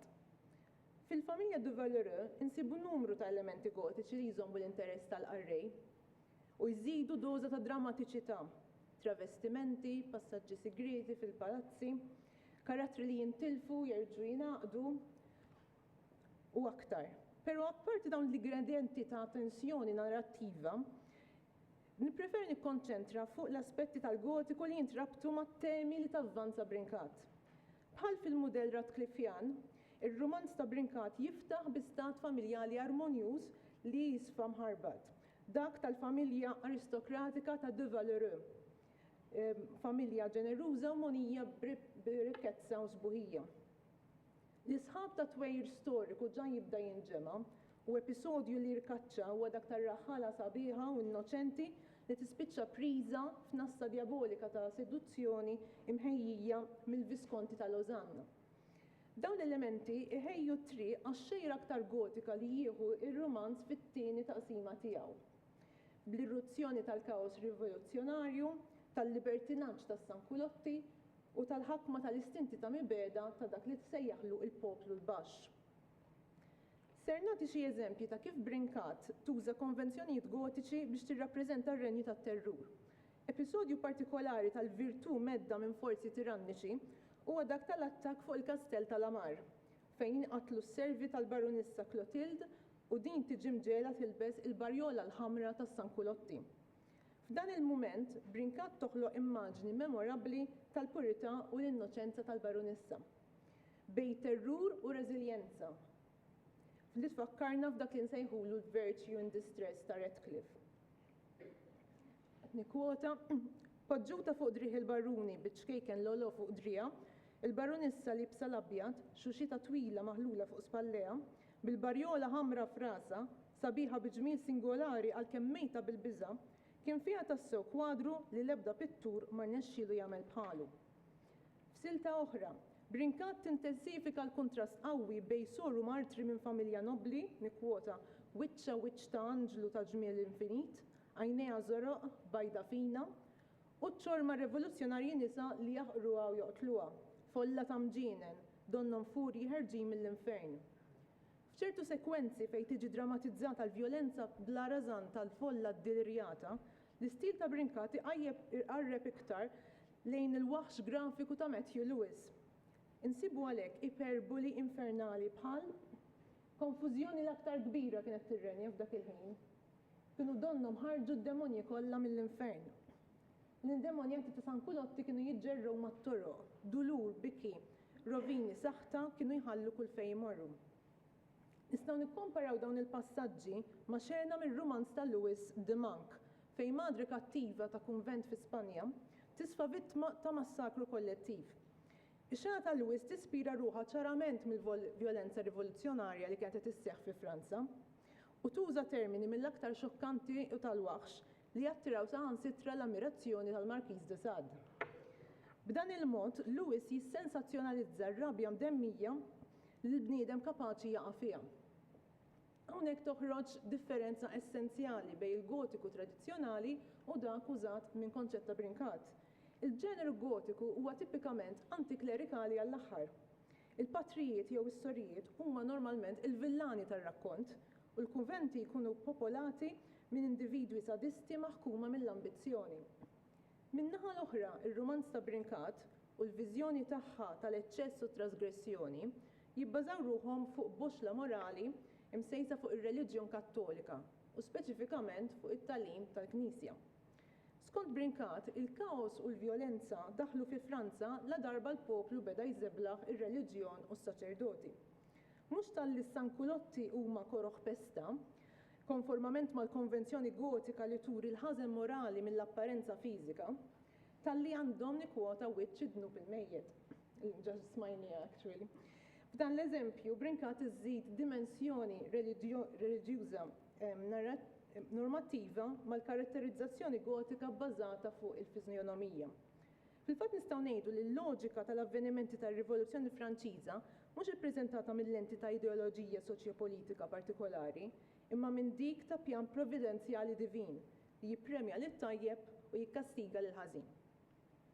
It-trajettorja tar-romanz ta' Brinkat iħodna mill-ħażen tal-passjonijiet umani maqtugħajn mill-gwida tar-reliġjon lejn ir-restituzzjoni ta' ordni morali permezz ta' pjan divin. Insemmi żewġ modi kif Brinkat torjenta l-vjolenza u l-eċċess gotiku biex isservi din il-viżjoni. L-ewwel mod huwa permezz ta' żewġ xeni ta' vendetta krudili u sadista li jwasslu għal konverżjoni spiritwali tal-karattru li jwettaqhom. Żewġ figuri paralleli ta' rivoluzzjonarji b'qalb tajba, Mikil Berthaud, kap tas Sankulotti, u l-konti Stanislas Bolowski, difensur tal-Polonja kontra l-ħakma tirannika tar-Russja, tiġihom l-opportunità li jpattu għal tradiment jew insult li ġarbu. Dawn l-episodji ta' vendetta mill-iżjed ħarxa jaħsdu lil qarrej li jkollu opinjoni pożittiva ta' dawn il-karattri. Bekk, Mikil jassisti għal qtil brutali tal-konti Kiefer ta' Lausanne u ħuh wara li nħatfu mill-kastell tagħhom mir-raħala. Nikkwota, ġew imdendla ma' travu u biex it-torturi tagħhom ikunu akbar, naqbel xi biċċiet, ir-raħala jitpaxxew bil-martirju tagħhom jitbandlu f'dik it-terribbli agonija. B'mod simili, l-Konti Boloski, magħruf mal-qarrej bħala Gori l-Eremiti Twajjeb, jirrakkonta kif fil-passat meta ltaqa' mat-traditur tiegħu, ordnajt li jiġi marbut u taħt għajnejh stess qtilna lil martu u lil bintu, xebba ħelwa ta' 18-il sena biex impattilu l-mewt tal-konjata u n-nepotijiet. U lilu wara żebblieħ u torturi kbar dendilnieh ma' grampun u ħallejnieh mgħallaq. Jiskonta it-tradiment aħraġ tiegħu. Dawn it-tip ta' xeni terribbli huma ingredient tipiku tar-romanz gotiku, imma f'dan il-każ iwasslu liż-żewġ karattri lejn sens ta' rimors u lejn it-trasformazzjoni tagħhom. Bħala espjazzjoni, il-Konti adotta ħajja ta' eremit. Min-naħa l-oħra Mikil Beħto, imxebba mill-ħajja mdemmija ta' San Kulotti, jiddeċiedi li jsir patri u jingħaqad ma' konvent bħala patri Serafin. Mod interessanti, id-destini ta' dawn iż-żewġ figuri ta' konverżjoni jintrabtu espliċitament permezz ta' kastell gotiku. Naddiek għat-tieni konvenzjoni gotika użata minn Brincat, ċoe simboliżmu topografiku tal-Kastell ta' Lausanne. Fil-bidu tar-rakkont, il-Kastell tal-Konti li jinsab fil-quċċata ta' Muntanja huwa deskritt bħala fortizza ta' poter tiranniku. Qed kwota impożanti b'żewġ torrijiet, wieħed kull naħa u mdawwar bil-fossijiet madwaru, xhieda tal-qawwa tiegħu. Wara l-mewt Kifra tal-Konti, il-kastell isir post misħud fejn ħadd ma jixtieq jersaq minħabba li hu mċappas bil-memorja ta' dan id-delitt. Fi żvolta narrattiva interessanti u waħda mill-kombinazzjonijiet imġebda jikkaratterizzaw dan it-tip ta' rakkont, il-post jinxtara mill-Konti Bolonski biex iservi ta' kunvent tal-Patrijiet Franġiskani fosthom Patri Serafin. Is-simboliżmu topografiku ta' din it-trasformazzjoni tal-Kastell Gotiku f'post ta' qdusija jaqdi espliċitament il-filosofija ta' Brincat dwar it-trionf tal-virtu nisranija fuq il-ħażen tal-bniedem, hekk kif jindukaw ukoll ir-riflessjonijiet ta' Patri Serafin. Kwota, min kellu jgħidlu li fl-istess kastell tal-għadu tiegħu id-Duka ta' Lausanne għandu jgħaddi ħajja kollha talb u penitenzi. Filwaqt li f'numru ta' romanzi gotiċi il-kollass tal-Kastell Gotiku jirreferi għal waqa tal-Ancien Reġim u tal-Bastilja, kif ukoll il-bidu ta' era repubblikana, f'dan ir-romanz naslu lejn ideal ħafna aktar konservattiv. Is-soċjetà finali li tipproponi Brincat tibqa' waħda ġerarkika fejn l-aristokratiċi de Valeroy joffru mudell ta' virtù benevolenti u patriarkali. Filwaqt li n-nies komuni li spikkaw bid-devozzjoni u l-ġenerożità tagħhom jiġu premjati bil-ġid u s-suċċess. B'hekk il-konklużjoni tar-romanz tiċċelebra nikwota Repubblika tal-Paċi li s-Sinjur ikun ta' għajnuna lill-inferjur u l-inferjur iġib rispett lis-Sinjur. Biex nikkonkludi, il-vjolenza u t-terrur gotiku li jinħassu tul ir-romanz fil-waqt li jistgħu jiġu kkunsidrati bħala strateġiji popolari biex iqanqlu emozzjonijiet qawwija waqt il-qari tar-rakkont, jintegraw ukoll b'mod koerenti mal-qafas globali, morali u tematiku tar-romanz ta' Brincat. Il-familja de Valeroy huwa eżempju interessanti u l-uniku wieħed li naf bih ta' romanz Malti li jitratta taqlib rivoluzzjonarji Franċiż permezz ta' konvenzjonijiet gotiċi u li jagħmel dan b'viżjoni reliġjuża u idealista. Grazzi.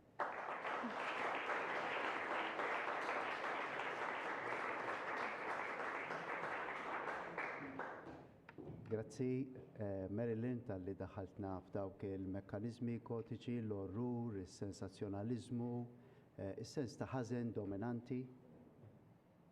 Aspett ieħor tal-romanz għandu interessana għax huwa dwar kittieba mara li qed tfassal ukoll fost karattri oħrajn karattri nisa. Kif jinbnew daw il-karattri nisa se nitfawhom f'kategorija? Għandhom żvilupp individwali? Forsi fejn nistennew formola nieħdu ħażiet bil-karattru femminili. Nisimgħu ftit lissa Francesca Xwiereb dwar dal-aspett interessanti tar-romanz.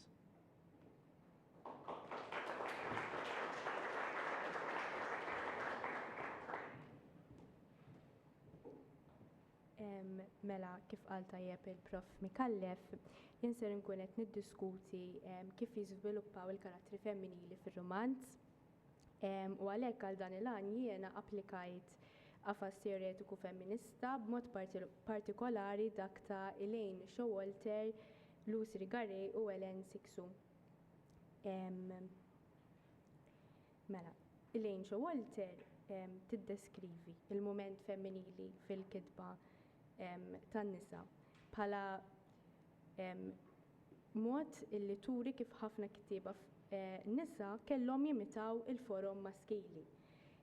U dan huwa fatt li għalkemm konċett ta' Brinkat għamlitu imitat il-forom ta' romanzi li kienu qed jinkitbu minn riġiel ta' dak iż-żmien, fil-verità kien qed jinħoloq spazju ta' reżistenza sottili.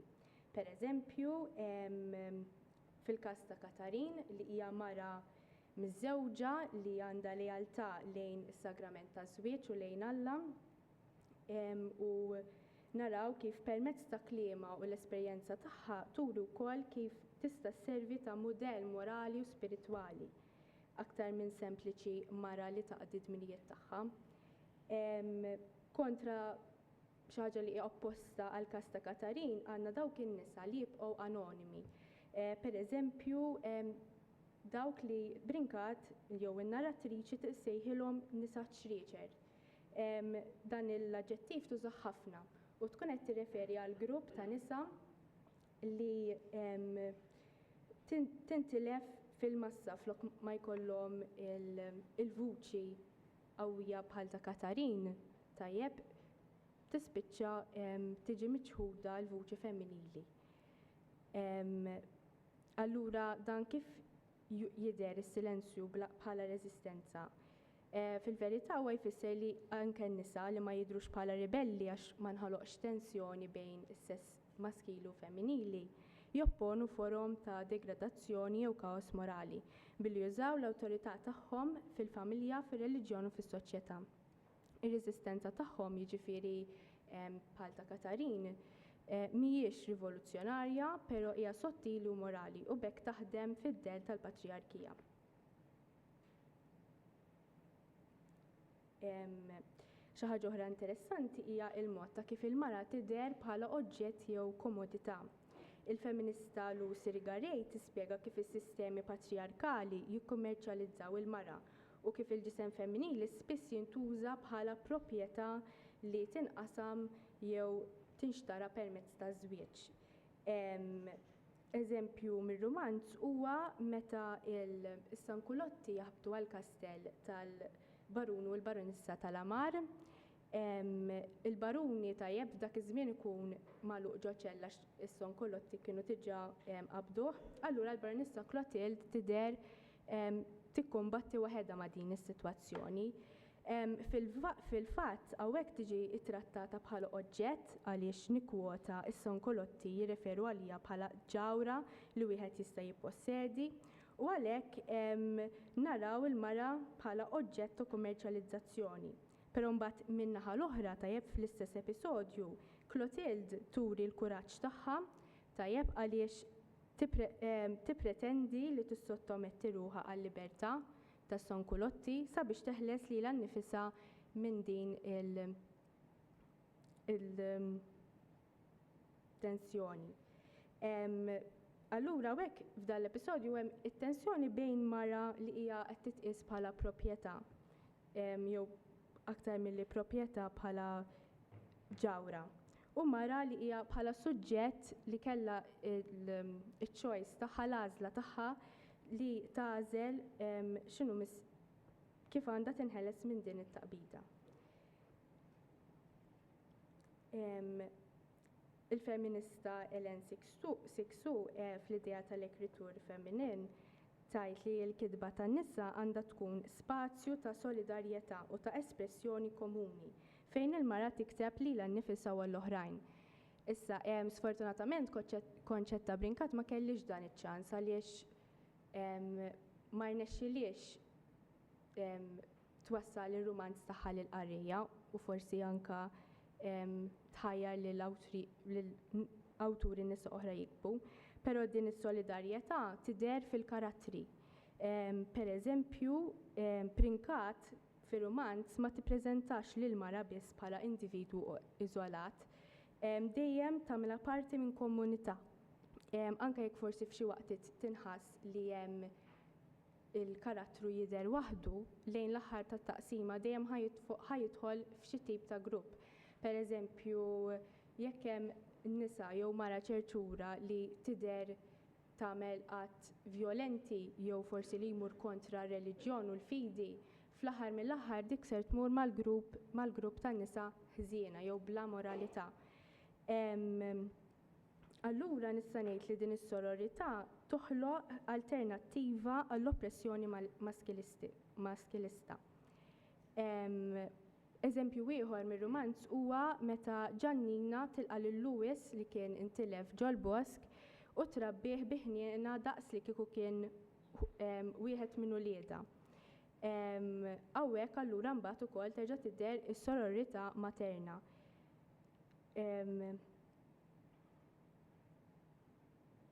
Tajjeb, il-karattri tajjeb jibdew fir-rumanz taraħiel ta' dipendenza fil-bidu, pereżempju Katarin, Giannina, jiddependu ħafna fuq żwieġhom, fuq Pietru u Nerik.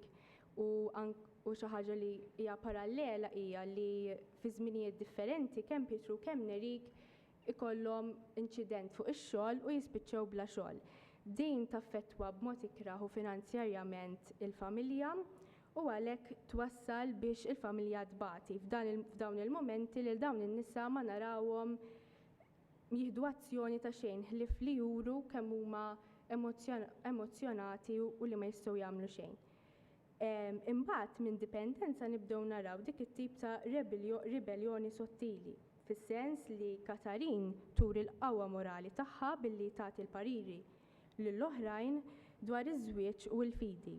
B'dan il-mod tpoġġi lilha nnifisha bħala awtorità spiritwali, mhux biss bħala mart Pietru. Ortensja turi wkoll is-solidarjetà ma' Katarin billi tgħinha finanzjarjament u għalhekk qed naraw qatt ta' qawwa femminili kontra l-inġustizzja soċjali. Giannina imbagħad kif qedna diġà tieħu f'idejha lil Lewis u trabbih daqs li kieku kien tagħha. Ġifri hawnhekk għandna dawk is-silenzji li l-mara tieħu azzjoni. Fl-aħħar mill-aħħar imbagħad naslu għal ċertu tip ta' autokuxjenza lejn l-aħħar tat-taqsima, fir-raba' taqsima. Pereżempju, Katarin billi kienet tul ir-rumanz kollu mara onesta ta' reliġjon ta' fidi, tiġi magħrufa bħala il-baronissa tal-fqar. Tiġi magħrufa hekk primarjament għaliex il-baronessa Ortensja tagħtiha il-kastell ta' Millefiori f'idejha u għalkemm issa saret ta' ċertu livell, ġifieri telet fil-klassi soċjali, xorta tibqa' tiftakar minn fejn ġejja u ssir figura rispettata mill-komunità kollha għall ħniena tagħha. L-istess jiġri l-Giannina però b'mod differenti għaliex Giannina Neriku u Giannina investew fix-xogħol ta' Neriku irnexxilhom jiftħu fabbriki tal-amara u għalhekk dawn ukoll saru sinjuri telgħu fil-klassi soċjali. Giannina wkoll issir simbolu ta' ġenerożità u kura u l-awtorità tagħha ma tibqax tiddependi fuq ir-raġel biss imma anke fuq il-komunità u fuq il-valuri li tfakkar. Il-baronessa Ortensja, skużawni, ukoll tikber bħala anġlu tal-karità għaliex fl-aħħar mill-aħħar għalkemm rajnija dejjem tgħin l-aħħar tar-rumanz rajnija tgħin iktar għaliex bina wkoll jiddeċiedi li jagħżel it-triq għall-qassis u hija taċċetta għalkemm għall-bidu kienet xettika fuqha imma id-dinjetà tagħha mhix biss fil-klassi soċjali però tinsab fil-virtù fil-kura tagħha lejn in-nies. Anke l-fatt li tieħu ħsieb lill baronessa Clotilde meta tkun għaddejja mill-ar żmien ta' ħajjitha waqt li tkun marida. Xi ħaġa oħra li hija verament interessanti li turi anke l-iżvilupp tal-karattru femminili hija l-vuċi tan-naratriċi femminili. Showalter targumenta li meta l-mara ssir in-naratriċi omnixjenti, tikseb awtorivolezza fil-letteratura tradizzjonali li kienet marbuta mal-irġiel. Skont Rigarej dan huwa qatt ta' reżistenza kontra l-lingwa patriarkali li dejjem eskludiet il-vuċi tal-mara. Hawnhekk naraw kif Brinkat bħala awtriċi u eventwalment il-leħen tan-naratriċi tagħżel lil min tagħti l-vuċi u lil min le. F'liema sens? Hemm sezzjonijiet fejn pereżempju il-Baronissa Clotilde jew il-Katarin li hija figura prominenti ħafna tingħata spazju kbir biex tesprimi l-emozzjonijiet tagħha minn fejn ġejjin. Però in-nisa ċrieċer Sidil Kera li forsi kienet daqsxejn ħadra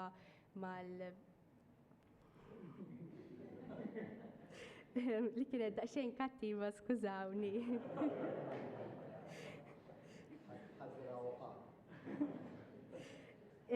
Ma narawix li tagħtiha vuċi ħafna, infatti insiru naqfu fuqha permezz ta' Katarin, ġifri ħafna drabi wkoll narawha x'eqleb lejn naħa ta' vuċi, tagħti vuċi lil priorità lil ċertu karattri milli oħrajn. Sabiex anke nikkonkludi issa, kif forsi stajt nispjega sewwa fir-romanz konċett ta' Brinkat l-iżvilupp tal-karattri tagħtih forma ta' proċess. Jibda b'silenzju b'forma ta' sottomissjoni lejn l-idea patriarkali, imbagħad nibdew naraw l-ispazji fejn ikun hemm ribeljoni sottili u solidarjetà anke bejn in-nisa. Din turi l-qawwa ta' meta n-nisa jaħdmu flimkien sabiex ikunu jistgħu isemmew leħenhom aħjar. Fl-aħħar mill-aħħar ukoll nixtieq ngħid li dan ir-romanz ta' Brinkat jagħti post uniku fil-letteratura Maltija għaliex minkejja li kitbet f'soċjetà patriarkali u sabet ir-reżistenza min-naħa tagħha bħala awtriċi, irnexxielha toħroq karattri femminili li jmorru lil hinn mill-vittmi u jsiru suġġetti awtonomi.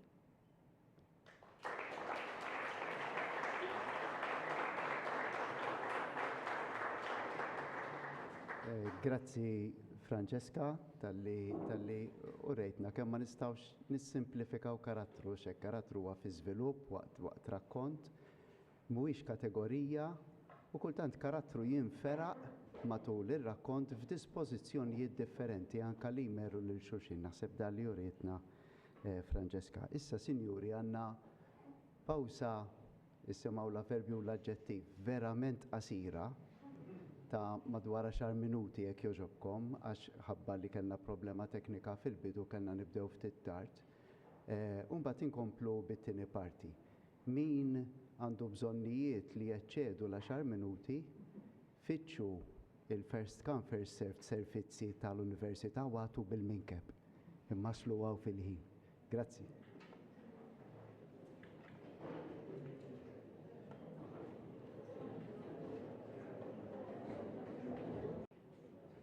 Tajjeb mela nilqakom għat-tieni parti tal-konferenza. L-ebda kidba, nemmen jiena l-ebda kidba anki ta' kittieb ateju ma tmissx il-spiritwalità tal-bniedem.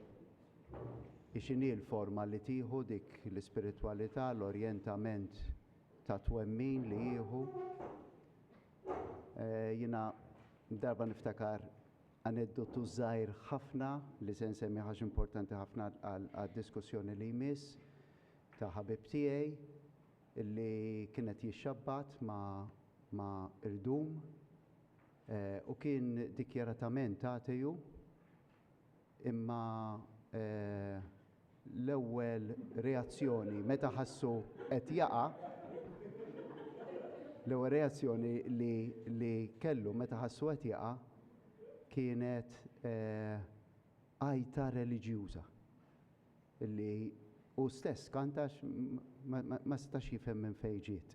Mhux bħal da żewġ minuti li rajtek naf il-fejġa. Nistieden issa lil Fader Ray Gatt ikellimna fuq l-element reliġjuż fir-rumanz.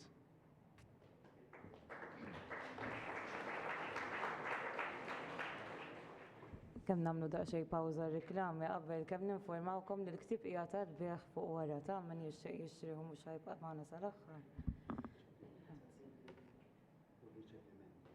U għandna riċiviment ukoll fuq wara minn ma kienx biżżejjed issa niktar ikel.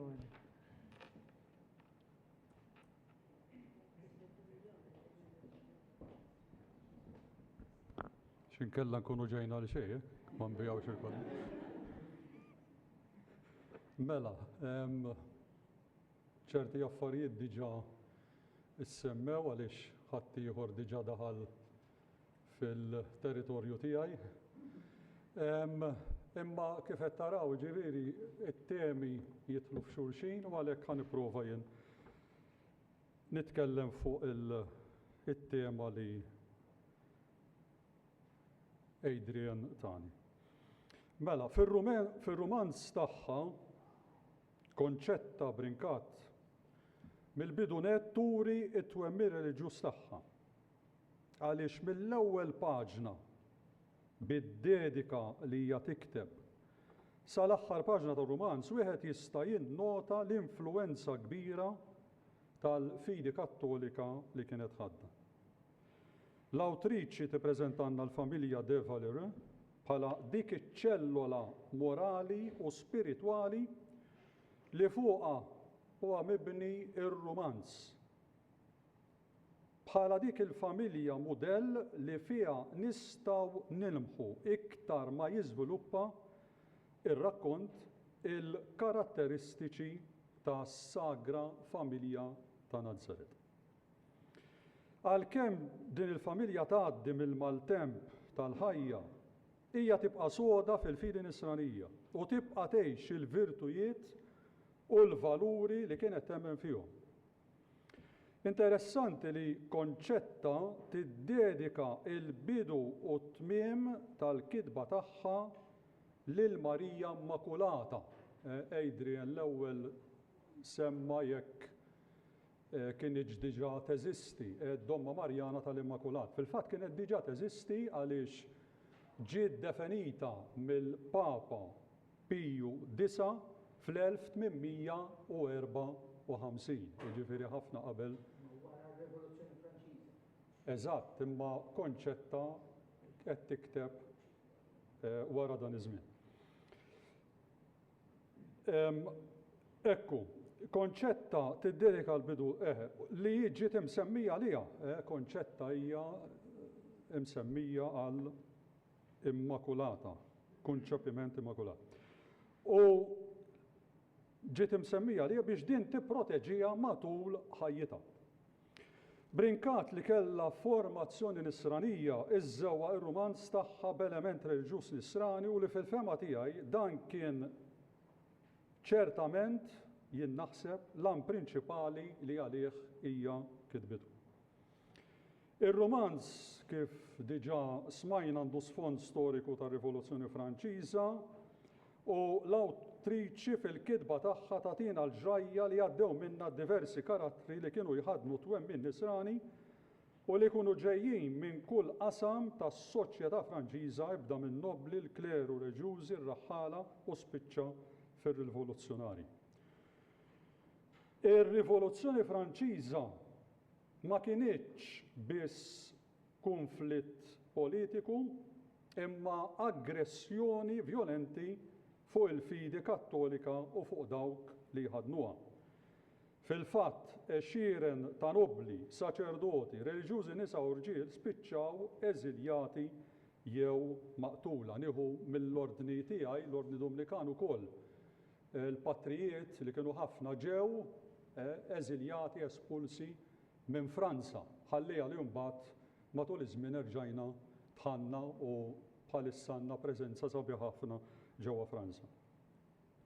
Fil-prologu tar-rumanz din tiġi mqabbla mal-persekuzzjoni li jagħmel l-Imperatur Ruman Neruni lill-insara fil-bidu tal-Knisja. Dan il-paragun konċetta tagħmlu biex tkun tista' tinseċ il-ġrajiet tar-rumanz f'kuntest teoloġiku iktar milli f'dak storiku.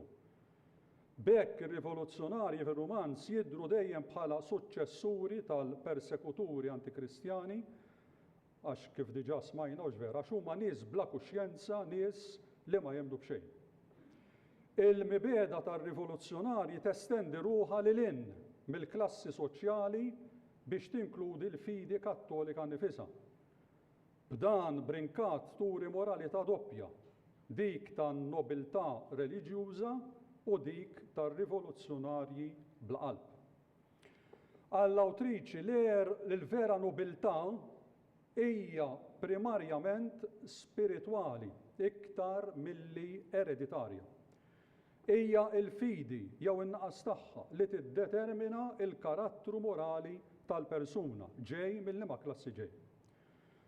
Kif diġà smajna qabel, ir-rumanz idur fuq din il-familja, familja nobbli magħmula minn Ortensja, il-Barunissa Edward, il-Missier Baruni, u żewġ ulied Louis u Marie Antoinette. Ortensja hija dejjem imsejħa bħala l-anġlu tal-karità, għall-ħlewwa tal-manjieri tagħha u għall-ħniena lejn il-fqar. Hija kienet mara ta' fidi u din hija kienet turija fl-opri u l-emejjel tagħha. Il-figura ta' Ortensja tikkuntrasta bil-kbir mal-figuri rivoluzzjonarji li jiġu deskritti bħala nies mimlijin mibeda u bla fidi. Imbagħad għandna l-Baruni Edward jidher dejjem jieqaf b'Ortensja u l-familja tiegħu fil-ferħ u fin-niked.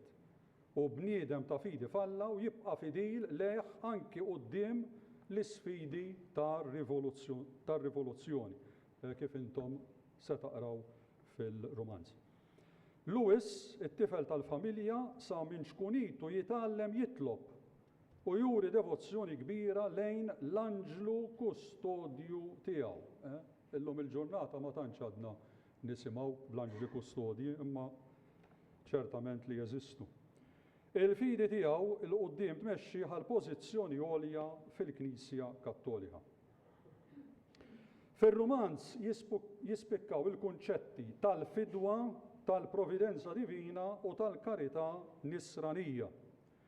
Dawn ir-realtajiet huma mfelsin b'mod impekkabbli fit-taqtija bla għeda bejn it-tajjeb u l-ħażin. Din it-taqtija narawha tintiseġ fil-mod kif il-karattri jiddjalogaw u jaġixxu lejn xulxin u fil-ġrajiet li jseħħu matul ir-rumanz.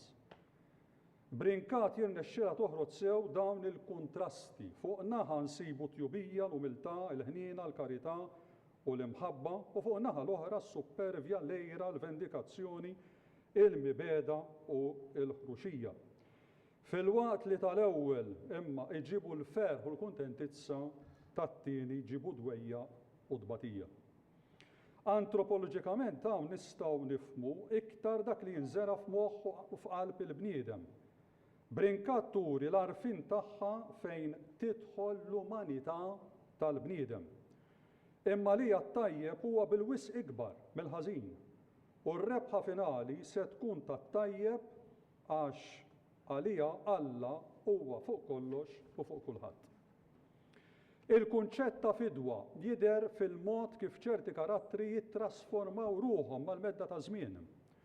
Fir-rumanz naraw trasformazzjoni jew kif insibu anki fil-fidi nisranija l-konverżjoni ta' 3 karattri prinċipali diġà semmu fil-fatt. Il-konti Stanislas Bolowski ta' oriġni Pollakka li jsir Goril Eremit, Mikil Berton li jsir Patri Serafin u l-Baruni Louis de Valero li jsir Isqof fl-Amerika. Minn dawn l-iktar li jispikka huwa Mikil Berton u dan il-personaġġ li l-iktar li laqatni fil-fatt. Fil-bidu tar-rumanz huwa deskritt bħala ġuvni disklu, jiġifieri xalatur, mexxej tas-Sankulotti, jiġifieri tal-rivoluzzjonari. Ateju u nihilista li tilef il-fidi u dejjem lest biex jirredikola lis-saċerdoti u l-prattiki reliġjużi. Imma mill-inċident li kellu li kważi telef ħajtu l-qoddim huwa beda jara l-affarijiet mod ieħor.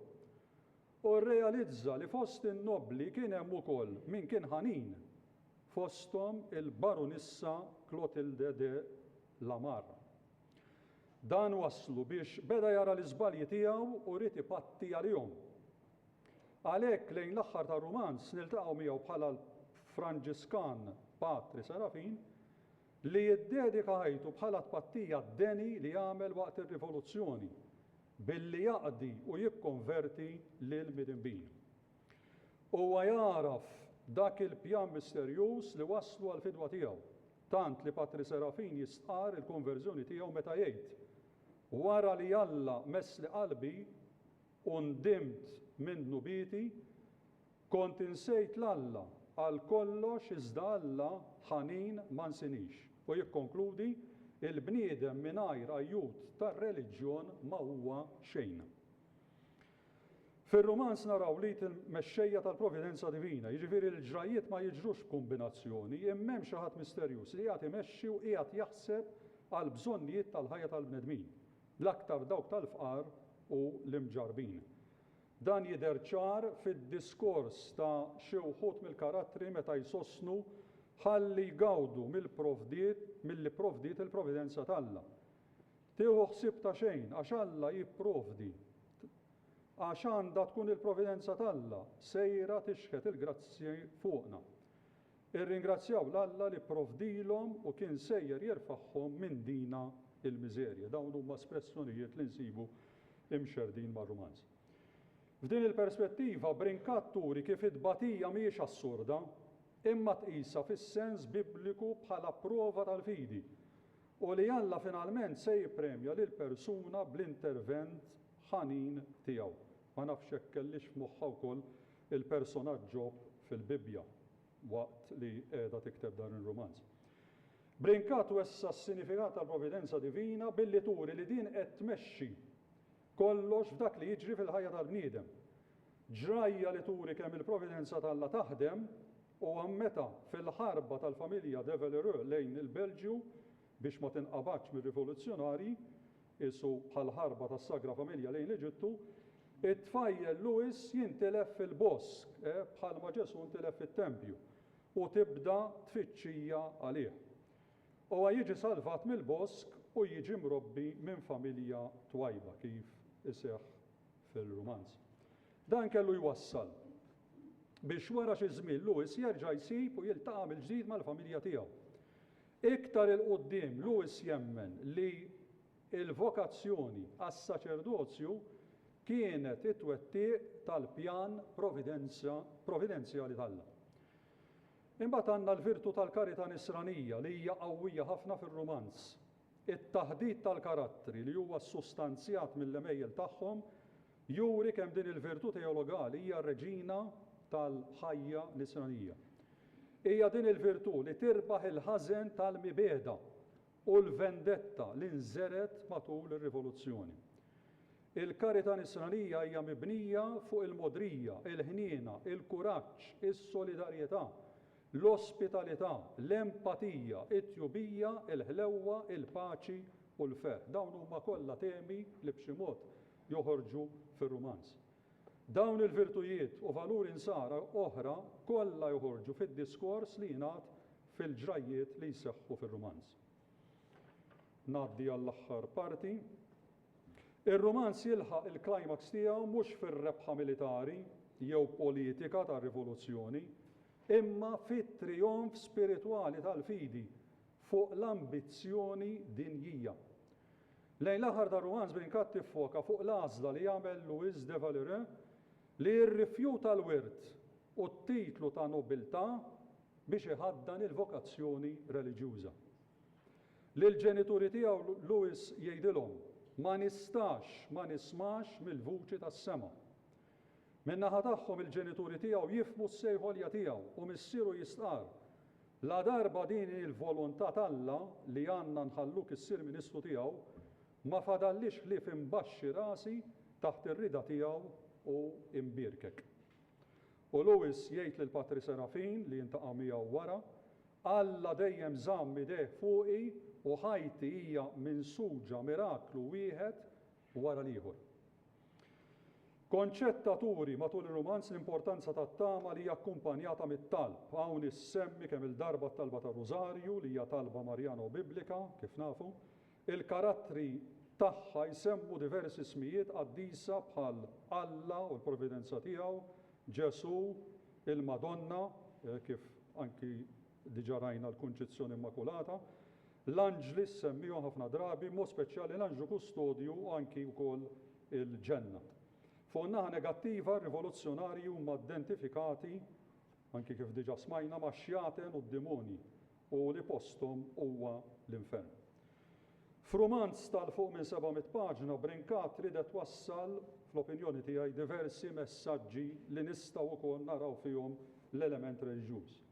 Fil-fema tiegħi dawn huma l-importanza tal-għaqda, id-dedikazzjoni u l-fedeltà li jridu jkunu fil-qalba ta' kull familja.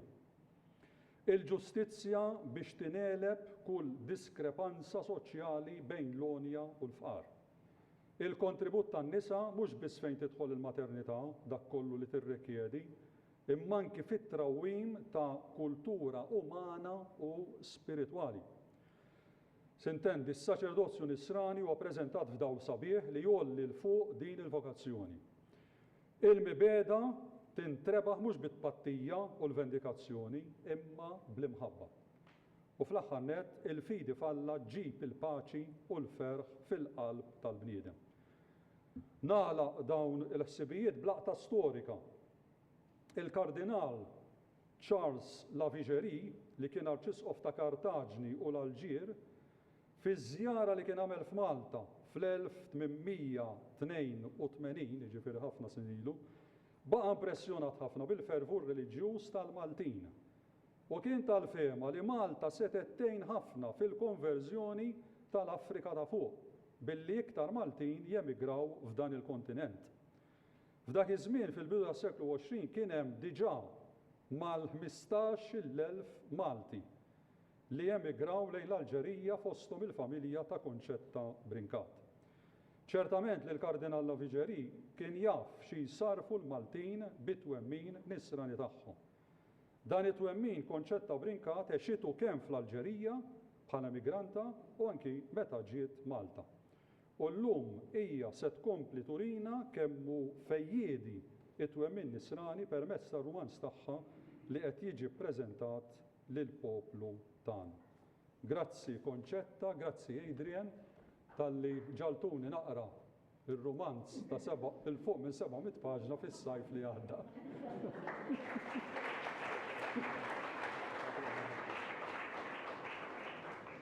Grazzi Rej ta' dak l-ispettru morali iktar milli sempliċiment konformità mas-sens ortodoss tar-reliġjon u speċjalment dawk l-aspetti sbieħ tal-moralità taħt prova, il-konverżjoni mhux biss mill-ħażin għat-tajjeb imma anke minn tajjeb għal itjeb kif smajna. Ngħaddu issa għall-aptit. Anki l-ikel kif nafu, ma se nisimgħu ħafna iktar milli nista' ngħid jien fuq hekk, anki l-ikel għandu storja. Għandu żvilupp huwa xi ħaġa ta' kuljum fl-esperjenza tagħna u jikxef ħafna aspetti tal-karattru f'romanz. Nisimgħu ftit lil Dr. Noel Buttigieg jitkellem fuq dan.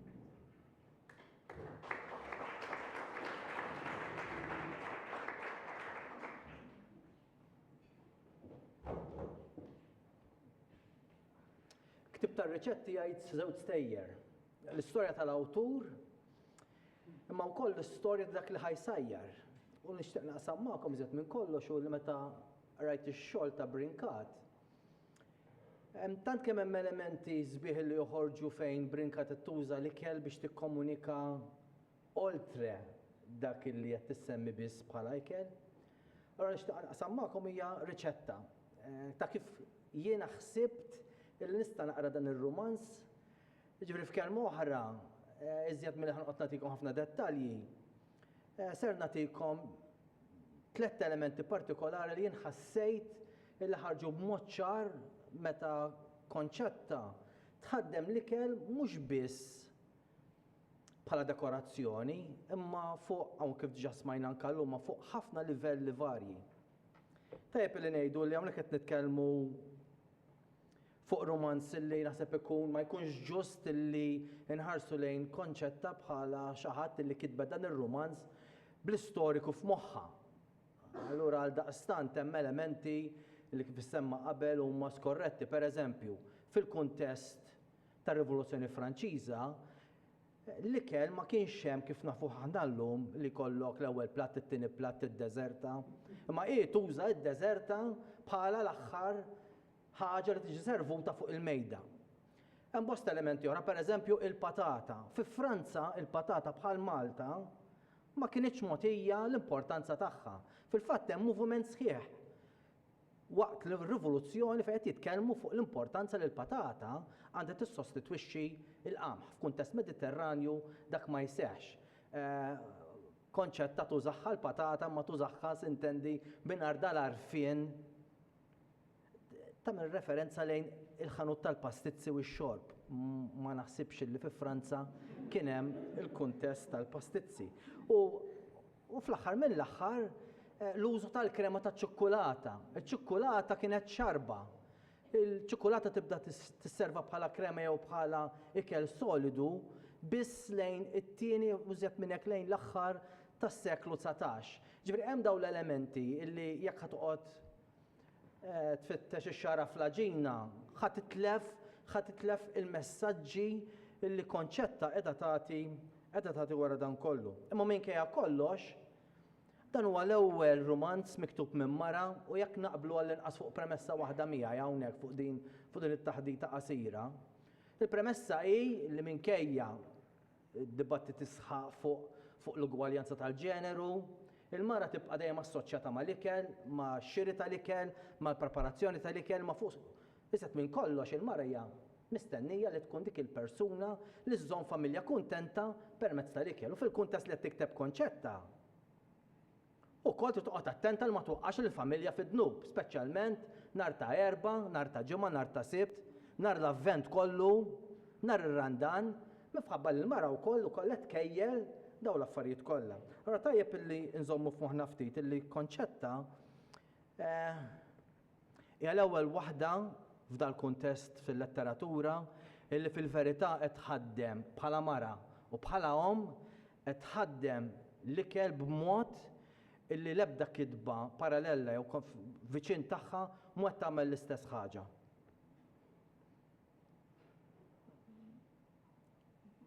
Konċetta titkellem fuq il-poter, Konċetta titkellem fuq l-awtorità fid-dar, Konċetta titkellem fuq arranġamenti li hemm bżonn isiru biex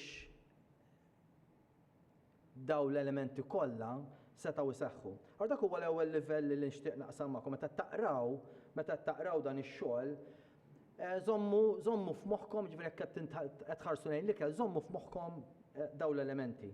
It-tieni element illi tajjeb illi nsemmu ftit hawnhekk hu illi Konċetta tissemmi iżjed minn 350 referenza għall-ikel. Iżjed minn 350.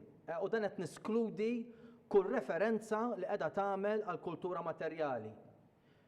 Tazzi, kabarre, l-inkaljatur tal-kafè, li dawn huma wkoll fatturi importanti għax il-mara iżjed minn kollox trid ukoll mhux biss taraf kif issajjar, imma trid taraf l-ewwel nies ikollha l-għodda biex issajjar ċertu ikel. Imma iżjed minn kollox li wkoll tkun taf tħaddem dik l-għodda biex aħna ngħidu tikoll blajn, imma naf kemm il-darba aħna morna niklu għand xi ħadd u anke kif tkun armata l-mejda tkun qed tinduna b'mod awtomatiku x'tip ta' kultura se jkun hemm ma' dik l-istess mejda. Konċetta Brinkat tagħmel biċċa xogħol brillanti bil-mod ta' kif tilab bit-tazzi fini tal-kristall tal-inbit. Jew inkella l-wieħed jixrob il-kafè minn ġo skutella. Għal dawk li ma jafux, fi żmien Konċetta kienet xi ħaġa normali illi inti tixrob il-kafè minn ġo skutella ma qabel ma tixrob il-kafè waqt li qed jibred inti għandek il-ftiet. Illi inti tbill il-ħobs fl-istess skutella. Mbagħad li jifdallek terġa' tferraw fil-kikra u tixorbu. Ġifier dawn huma dan huwa l-kuntest ta' konċetta li naħseb jien huwa il-vera interessanti. Il-mejda tissemma 93 darba. Il-mejda hija dik l-għodda li ġib in-nies flimkien. Hija għodda li taqqat in-nies imma hija wkoll arma li tifret in-nies. Il-brodu jissemma 39 darba. Il-ħobs Simon 37 darba, fosthom il-ħobs iswed. Il-kafè jissemma 34 darba u l-imbit 59 darba. Allura hemm raġuni li għażilt żewġ ċarbiet.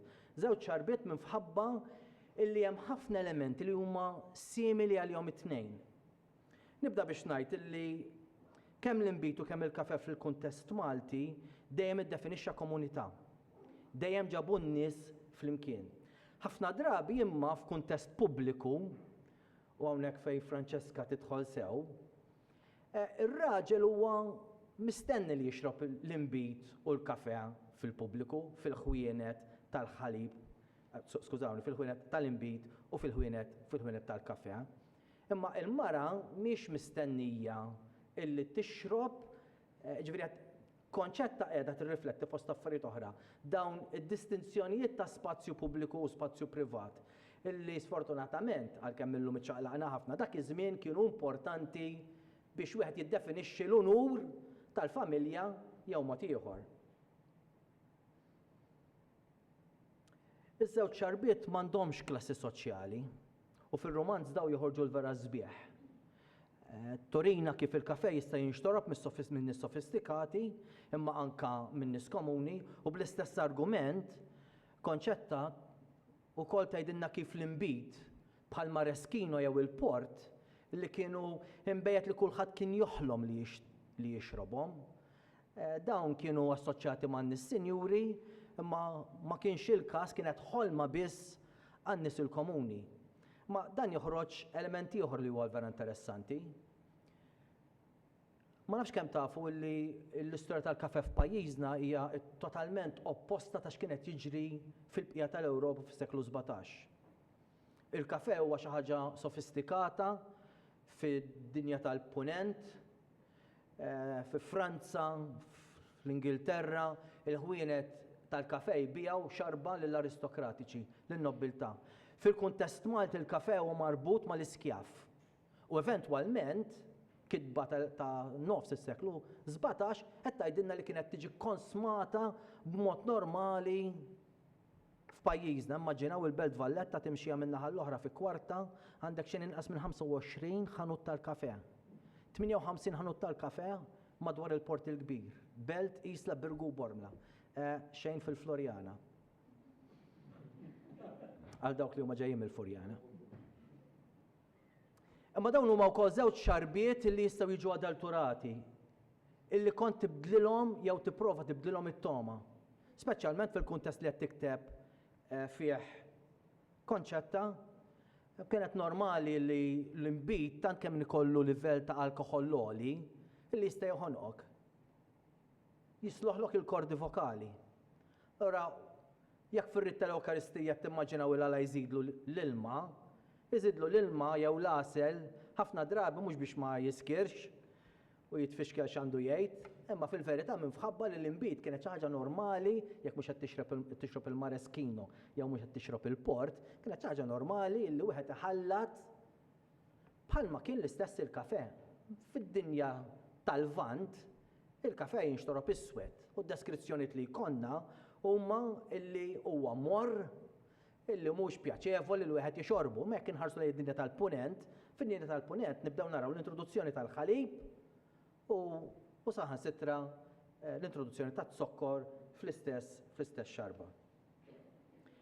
L-aħħar ħaġa nixtieq naqsam magħkom huma tliet affarijiet ta' kif nixtieqkom tħarsu lejn kunċetta u kif kunċetta Brinkat qiegħda tistidinna biex mal-karattri tagħha jew nħarsu lejn l-ikel imma toħodunna minn ġoħalqna. Jew li tistidinna illi insiru parteċipi fl-istess sikla. Per eżempju, ħantikom eżempju, għandha aspett il-vera li jolqotni lili, tajjeb li ngħid li jiena lajna bħal prof Mikallef, lajna bħal prof Grima, la bħal dawk li tkellmu qabli miġi. Per eżempju, inti interessani ħafna l-mod ta' kif hemm momenti fejn narrattiva fil-li tkun kajmana fil-li f'daqqa waħda speċjalment biex jitindikanna wkoll fost affarijiet oħra l-affarijiet mhux sejrin tajjeb, il-narrattiva tisraqna minn ċertu affarijiet, tagħmel xi ħaġa l-vera sabiħa bl-ikel. Illi pereżempju jekk qed nitkellmu fuq identità, tużaħ ħafna drabi biex tikkomunika l-identità. Xi ħaġa li tolqot lili pereżempju huwa meta jattakkaw il-kastell. In-nisa ma jixorbuħx l-inbit, imma jieħdu fl-ixken tal-inbit. Id-dikotomija li bdejna nitkellmu fuqha fil-bidu. Imma l-irġiel mhux biex jisirqu, mhux biss jisirqu l-inbit, imma jiskru bih ukoll. Ma li hemm ukoll sabiħu li hemm dawk il-mumenti fejn, u ma nafx jekk Dionisju kienet jagħmel biċċa xogħol tajba waħed mill-karattri Dionisju li qed jara taħt imnieħru s-serq ta' dal-inbit, ma fil-kuntest Grik Dionisju għal Alla tal-inbit. U daw minn taħt imnieħru qed tikaxkrulu l-inbit kollu. Hemm dawk il-mumenti sbieħ ukoll fejn tistiednek illi tikolma l-karattri, meta tispjeganna kif se niklu l-brodu, meta tispjeganna kif nippreparaw dik li konna nsejħula da Soldanis fil-perjodu tal-istess meta dir-rivoluzzjoni tisseħħ, jgħidilha l-fdewxa li kienet xejn ħlief ħaġina muqlija. Iżjed riċenti għalina konna nitfgħu l-zokkor fuqha dawk li għandhom l-età tiegħi forsi jiftakruha. Iż-żgħar ma naħseb li ma jafux fiex qed nitkellem. Imma wkoll f'dan il-każ qed tgħidilna kemm mibnina għax in-nanna kienet ukoll tħawwara blasel. Xi ħaġa li wkoll laqtitni ftit u nagħlaq b'din hi li konċetta ma ttina l-ebda riċetta. Għalfejn nuża l-kelma riċetta minħabba ir-riċetti fi żmien ta' meta tikteb konċetta ħafna drabi kienu jkunu deskrizzjonijiet. Mhumiex ir-riċetti kif nafuhom aħna. M'hemmx metodu ta' kif wieħed jikteb ir-riċetta, qatt m'hemmx dawn l-affarijiet, ġifieri llum jekk tħarsu lejn ir-riċetti jekk jinktubu kif suppost, ir-riċetti jitniżlu, il-prodotti jitniżlu, l-ingredjenti jitniżlu skont x'ħadd titfa' l-ewwel u mbagħad sa jsegwi. Kittieba oħra ta' żmienna ġieli, pereżempju Juan Mamo ġieni ġo moħħi jagħtina deskrizzjoni ta' kif tagħmel it-tarja. Konċetta ma tagħmel xejn, ma naħsibx li hija konċidenza. Bħala mara, konċetta taf li l-arfien ta' kif wieħed isajjar huwa fil-moħħ u fl-idejn tal-mara. Għaldaqstant allura naħseb li konċetta bħala mara twassalna biex inħarsu lejn dawn l-elementi kollha, imma naħseb illi fuq nota naħseb interessanti, ma nafx jekk Adrian kellu xi pjanijiet wara di, ma jekk tħarsu lejn is-7 nisa u 3 irġiel. U min qiegħed fuq il-panel tindunaw li hemm ugwaljanza totali, hemm 7 nisa u 3 irġiel. Insemmilkom.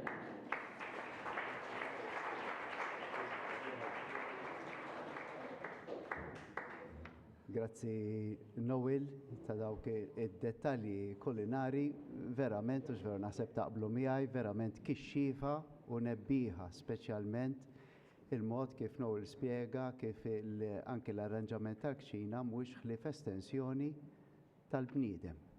Sewwa? Minn dal-aspett kulinari ngħaddu issa għal l-ilbies tal-perjodu u l-ilbies ukoll bħala storja. L-ilbies jagħmlek nies jew sempliċement jiddistingwi bejn nies u oħrajn. Ejja nisimgħu ftit dwar dan missa Caroline Tonna.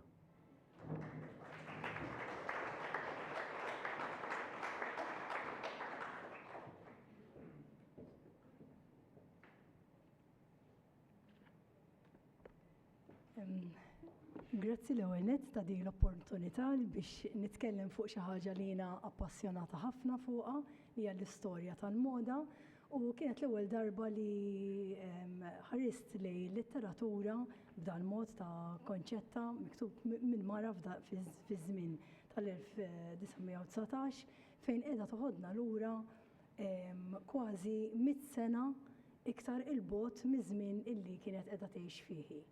U l-ewwel mistoqsija li għamilt meta rajt referenzi, ħafna referenzi tal-ilbies huwa minn fejn kellha dan it-tarif fuq il-moda Franċiża propju ta' l-aħħar tas-seklu 18.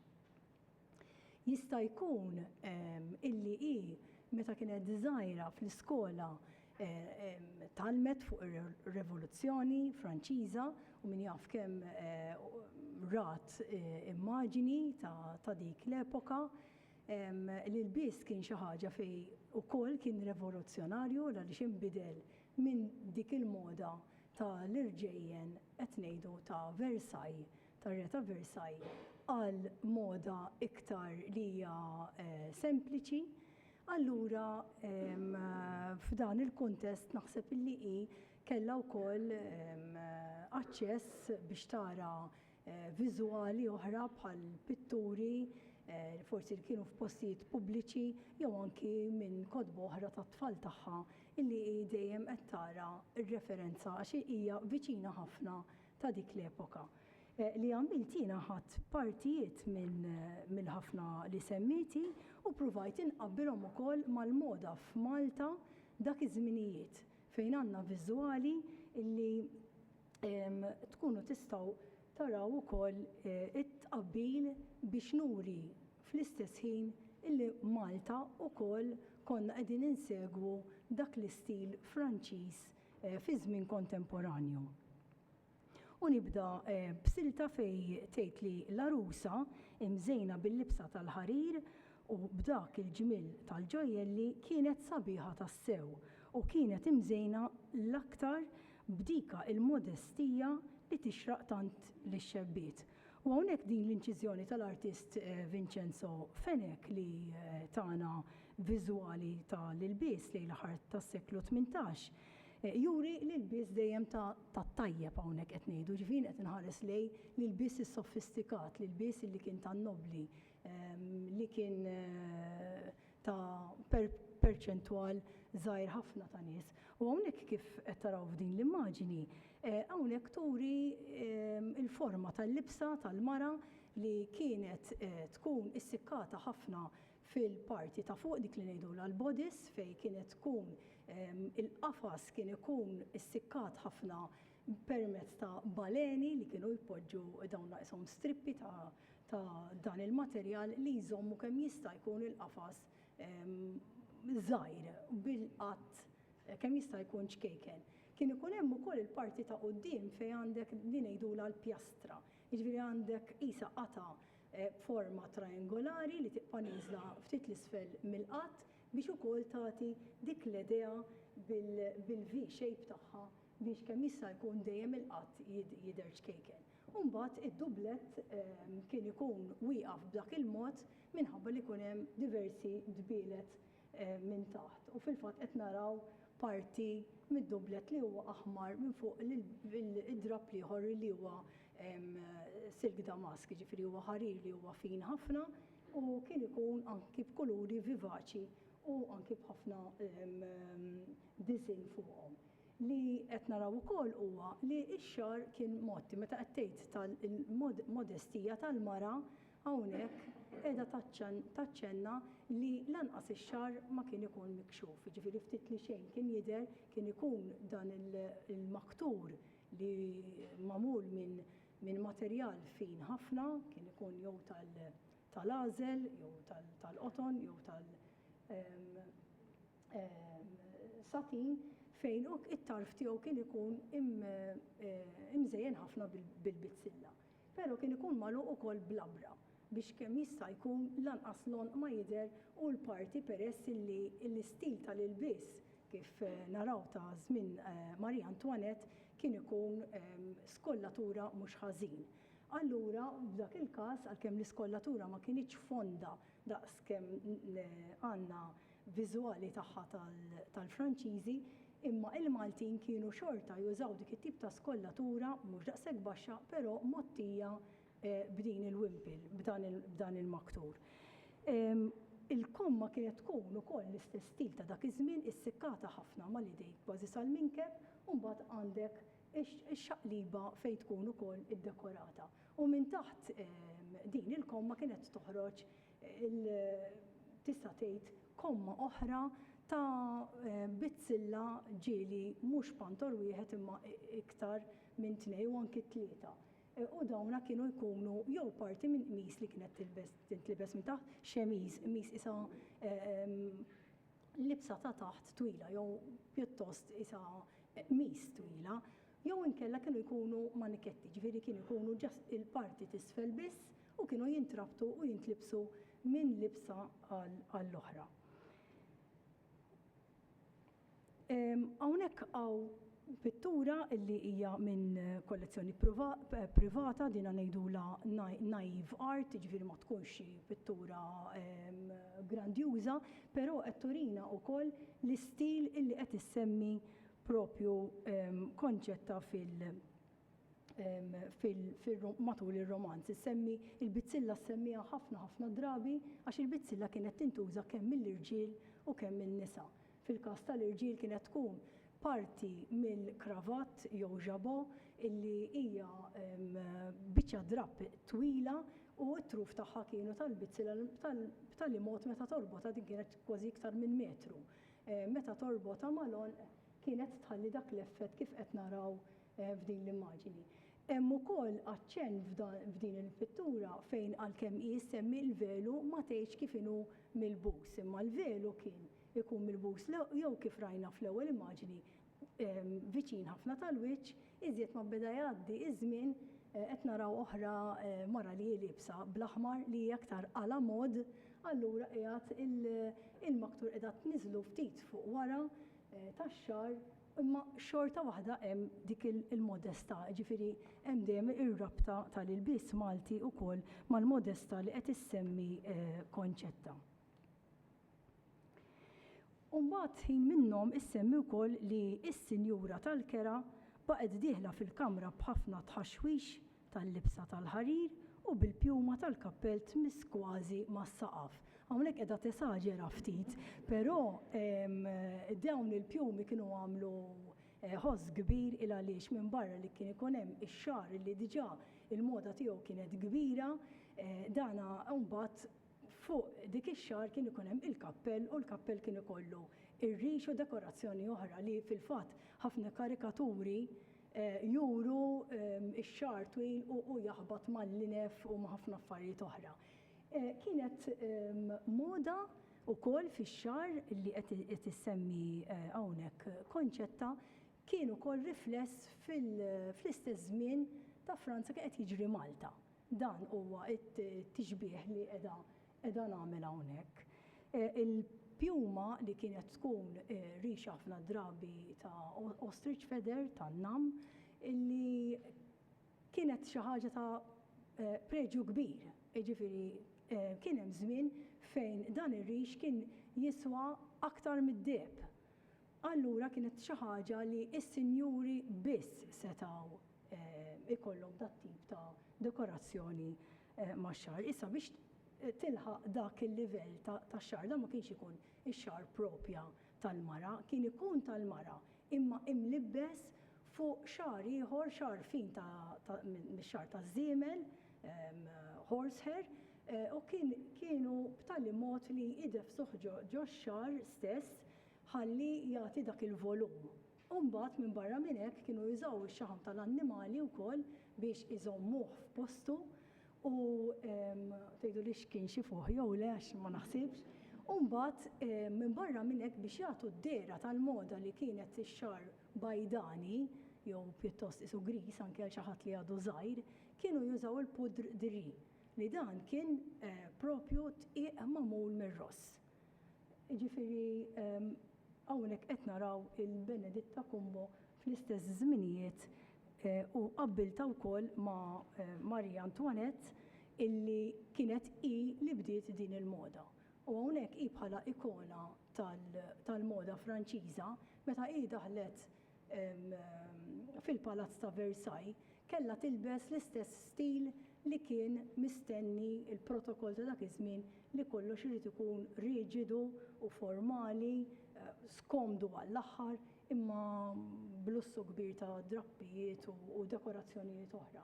Imma mbagħad kienet l-unika waħda li ħadet dak il-pass li mbagħad libset il-bis li kien pjuttost trasparenti, isa kważi libsa ta' taħt illi din ħolqot skandlu kbir dak iż-żmien. Ġifieri kellha karattru li fejn bħal ħafna affarijiet li semmit konċett ta' dan it-tibdil fl-ilbies issemmi ħafna drabi. Li ma kienx mara li qiegħda tikdbu dar romanz ma kienx se tidħol f'dan id-dettall. Jiġifieri wkoll għandna l-aspett ta' mara illi qed tagħti deskrizzjoni tal-ilbies li kien forsi raġel li qed jikteb jħalli ħafna minn daw id-dettalji għaddejjin. Ħaġa oħra li semmi huma l-kalzetti tal-ħarir li huma parti mill-ilbies kemm tal-irġiel u kemm tan-nisa.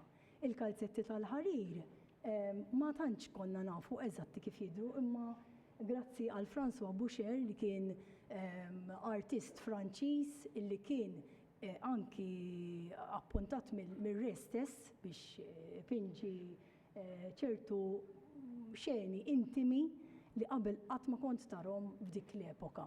Li daw kienu ożej ħafna, kienu wkoll ħolqu ħafna skandlu fis-salon ta' Pariġi meta bdew jaraw daw it-tip ta' ilbies. Però grazzi għal din il-pittura qed naraw eżatt kif kienu jintlibsu il-kalzetti tal-ħarir dak iż-żmien illi kienu jintrabtu b'żigarella biex ma jaqgħux. Naturalment dan huwa żmien ta' qabel ma kien hemm il-lasktum. Aktar tard ġew żviluppati naturalment l-ilbies skont il-bżonnijiet tal-bniedem. U hawnhekk hawn par kalzetti li huma tal-epoka li qegħdin fil-kollezzjoni ta' Casa Rocca Piccola huma rari ħafna li kalzetti jibqgħu tal-ħarir ta' dik il-finezza u delikatezza għadhom f'kondizzjoni tajba ħafna u ma fil-fatt ukoll iddekorati bil-ħajt tad-deb u huma verament uniċi. Ma daw biex nurikom li anki Malta għandna kollezzjonijiet privati u anki nazzjonali fejn għandna dawn it-teżori li tagħmel referenza għalihom konċetta. Jissemmi wkoll kalzetti roża, bojot, suwed, jiġifieri vera kienu fil-moda ta' dak iż-żmien. Issemmi wkoll l-iskarpini u iż-żraben u hawnhekk qed nagħti eżempju biex nuri li l-ilbies Malti komparat ma' dak Franċiż kien jagħti aċċess li tara iż-żarbun. L-ilbies Franċiż kien iktar ikaxkar u ma tantx kont taraħ iż-żarbun, mentri fil-każ tal-Maltin kien id-dublet naqra iqsar. U dan huwa xempju ta' żarbun li qiegħed fil-kollezzjoni nazzjonali l-Heritage Malta u juri li id-drab jissemmi fil-fatt, jissemmi żraben tal-alakka, żraben tad-drab, semmi diversi żraben differenti, daqqa tgħidilhom skarpin, daqqa tgħidilhom żarbun. Skarpin huwa iktar xi ħaġa li nużaw f'okkażjoni speċjali u għax ikollu iżjed eleganza u finezza.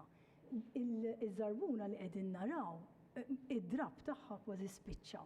Dak kien damask. U ħafna drabi kien ikun mill-istess drab tal-libsa biex ikun pariċ u jissemmi skarpin pariċ il-libsa, però kien ikun hemm ukoll żraben li ma kinux pariċ fejn ikollok biċċiet mill-ilbiesi li huma skartati u minn dik il-biċċa issir xorta żarbun. Ħela ma kienx ikun hemm. U mbagħad kien ikollu il-sien fejn iddaħħal il-bokla tal-fidda jew tad-deb li wkoll dak kollu qed insemmi għaliex huwa kliem li użat konċetta fid-diskrizzjoni tagħha.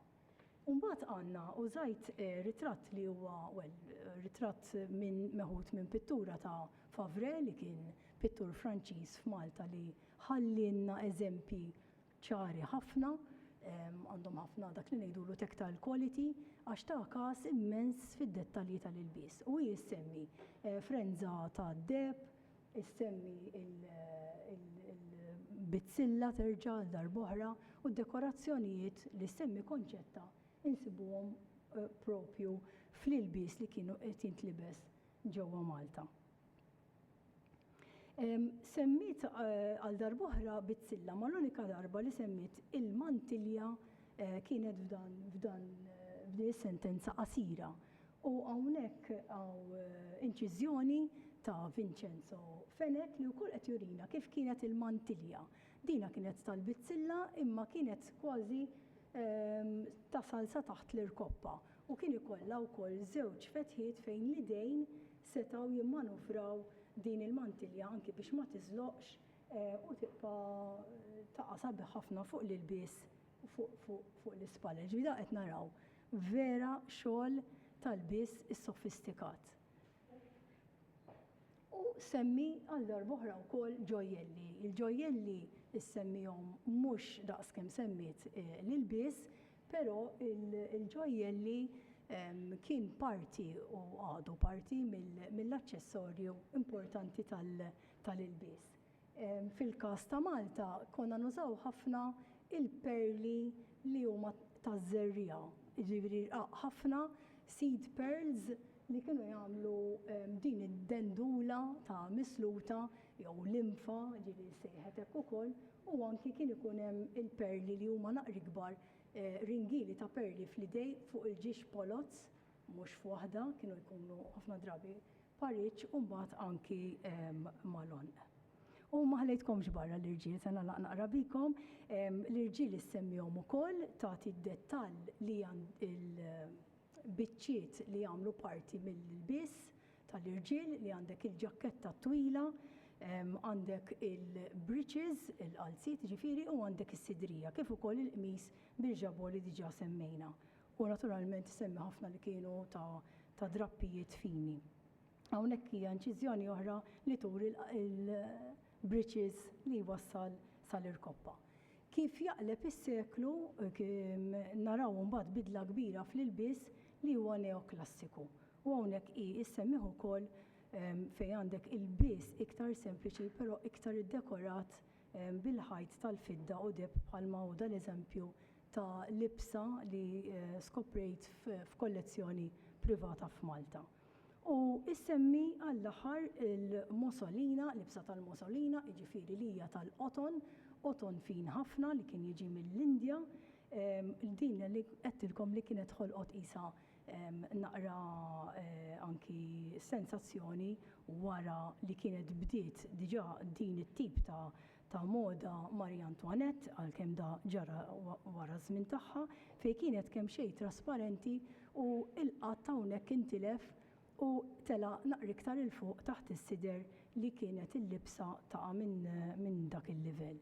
U għal darb'oħra għandna eżempji fil-pitturi f'Malta li juru illi aħna dejjem konna fl-istess stil ta' dak li kien qed jiġri ġewwa l-Ewropa. U grazzi għall konċetta tatna ħafna dettalji li għalija kienet skoperta sabiħa u nirringrazzja lil Professor Grima u l-kumplament tat-tim tiegħek li tajtuni din l-opportunità biex naqsam magħkom xi ħaġa li hija l-qalbi ħafna. Grazzi.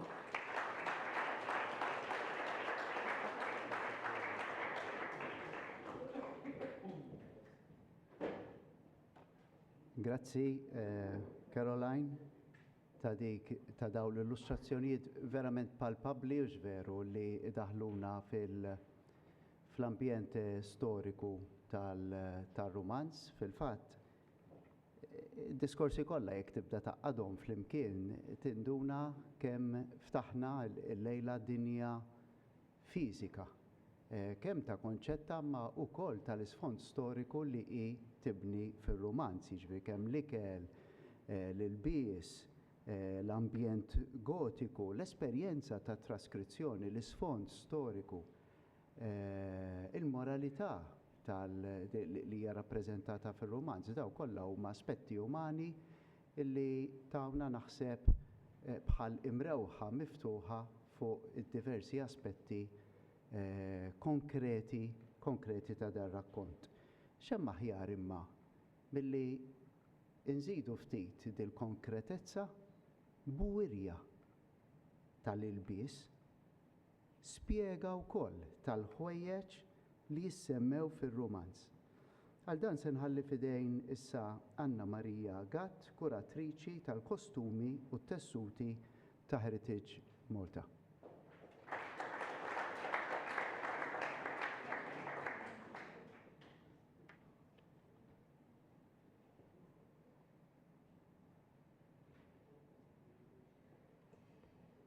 Grazzi l-Dipartiment tal-Malti, fisem Heritage Malta, Profs Grima u t-tim tijak. Jiena ġibt miegħi mill-kollezzjoni nazzjonali tessut li huwa oriġinali, huwa tas-seklu 19. Però fir-realtà il-ħwejjeġ fejn jidħol tar-raħħal bidwi jew inkella sajjiet fejn konċetta tgħidlu li huwa l-kampanjol, issemmih diversi drabi li huwa kampanjol ma tagħmilx id-distinzjoni. Fir-realtà l-ilbies qisu ma tantx inbidel. Apparti minn hekk il-ħwejjeġ tal-kampanjol kienu jintirtu. Allura jkun hemm diversi tibdiliet matul iż-żmien tal-użu tad-drab. Jien ħan nirreferi l-iktar fuq il-kostum u t-tessut u kif qed taraw hemm splużjoni ta' diversi kliem li konċetta użat fir-romanz. Hemm oħrajn li ma żiedx fihom, tipo hemm il-ġaketta ma miltix għaliex użat kliem oħrajn. Ma tużax il-kelma ġakettun, tuża il-kelma ġustakor. Għalija l-qalsit huwa qalsit, imma fir-realtà hemm diversi tipi ta' qliset. Dawk li huma bil-kannella huma dak li qegħdin esebiti fuq il-manikin u fuq il-mejda. Dawk li huma bil-aħdar huwa t-tipi ta' drab li hi issemmi fil-romanz tagħha. Fejn għandek il-ċelest hija l-gazwira hemmhekk hija tipo ta' over skirt tan-nisa. Se nidħol iktar fid-dettall. Isemmi ħafna tipi. Jiena nistudja ħafna il-bizzilla Maltija u hi ma semmi assolutament xejn fejn jirrelata ma' bizzilla Maltija, però semmi ħafna bizzilel. Fosthom għandek il-bizzilla tal-Belġium u semmi wkoll il-bizzilla tal-Irlanda. Issa l-bizzilla tal-Irlanda fis-seklu 19 beda dak li aħna nafu bil-ganċ. Fis-seklu 18 dak kien il-bizzilla tal-Labra. Il-bizzilla tal-Belġium dika hija il-bizzilla taċ-ċombin u magħmula minn fjuretti, però ma tagħtix diskrizzjoni, jiġifieri għalkemm semmita l-bizzilla ma tagħtix ħiel ta' kif inhi. Għażilt li nuri il-kopji ta' Zimelli biex taraw aħjar l-ilwien tat-tessut l-ilbies kif kien tal-kampanjol, mara u raġel. Kenna ħafna dak li huma li set irrigati bil-kaxxaretti tad-damma kif tajt hi. Kien hemm tipi ta' ħwejjeġ illi għandek pereżempju fejn għandek in-nisa, għandek il-mara Awċija u għandek il-mara Maltija, però konċetta ma tagħmilx dik id-distinzjoni fir-romanz tagħha. Il-kromolitografi ta' Michele Bellanti juru wkoll il-perjodu ta' seklu 19 taraw illi t-tibdil fil-ħwejjeġ ma tantx jidher qisu baqa' l-istess. L-istess qegħdin naraw l-akwarell ta' Brockdorff tas-seklu bejn 18 u 19. Jinħadd siltiet rajthom sew fejn jidħlu il-kostum. L-ilbies jagħmlek nies. L-ilbies juri x'int min int u f'liema klassi soċjali taqa'. Jiena mhux ħanidħol fil-perjodu Franċiż bħal mamlet qabli Caroline, ħanidħol fil-perjodu Malti, għax fil-moħħ ta' Konċetta jiena ħassejt illi hi bbażat ħafna fuq il-bis Malti. Ħanibdew l-ewwel mill-Milsa u l-Barjola. Il-Milsa hija l-lata tar-ras, però hemm żewġ tipi. Għandek waħda li tkun tawwalija qiegħda fuq il-mejda li hija l-kaħla, u għandek oħrajn li tkun bin-nofs, ma tkunx tawwalija. Ma semmix illi hemm ġummina mal-Milsa. Il-Milsa tissemma 4 darbiet, imma l-Barjola tissemma 27 darba. Li jolqotni ħafna pereżempju tkun speċifika wieħed kok bil-Barjola bajda. Mbagħad għandek dak li huwa bil-Barjola kaħla jew inkella bil-Barjola ħamra f'rasu. Qed nitkellem l-iktar fuq il-ħwejjeġ tal-irġiel. Ħanieħu spunt wieħed fuq tal-irġiel għax kieku nieħu tat-tfal u tan-nisa ħafna fuq xiex titkellem. Innotajt ukoll illi tuża l-kelma ħamra meta jkun hemm xi ħaġa estravaganti, xi demonju ma nelbes il-xismu lata ħamra. Meta jkun iktar fil-kalm tuża l-kelma kaħli jew inkella aħdar. Turi wkoll fejn tintlibes xett il-kabozza u l-Milsa f'rasu. Donnu vera kampanjola. Feliċa alla volja xita niżla neħħa il-Milsa minn rasu qabatit il-baruni bir-rispett biex ibisilu. Ovvjament mhux biss il-Milsa u l-Barjola kienu jneħħu ma anka il-kappell bħala rispett lejn l-individwu. U għati gerbeb il-Barjola jew il-Milsa turi l-emozzjonijiet tal-bniedem illi waqt li qed jitkellem ikun qed jagħmel xi ħaġa bidejh biex ineħħi t-tensjoni bejn u għax huwa ovvjament ta' klassi soċjali baxxa apparagun fejn kien hemm il-baronessa pereżempju. Fejn jidħol il-qalzit jissemma 18-il darba. Però għalija qalzit twil, qalzit qasir, qalzit sal-irkoppa, għalija kollox qalzit. Imma qalzit li huwa sal-irkoppa dak ġeneralment jgħidulu il-braga.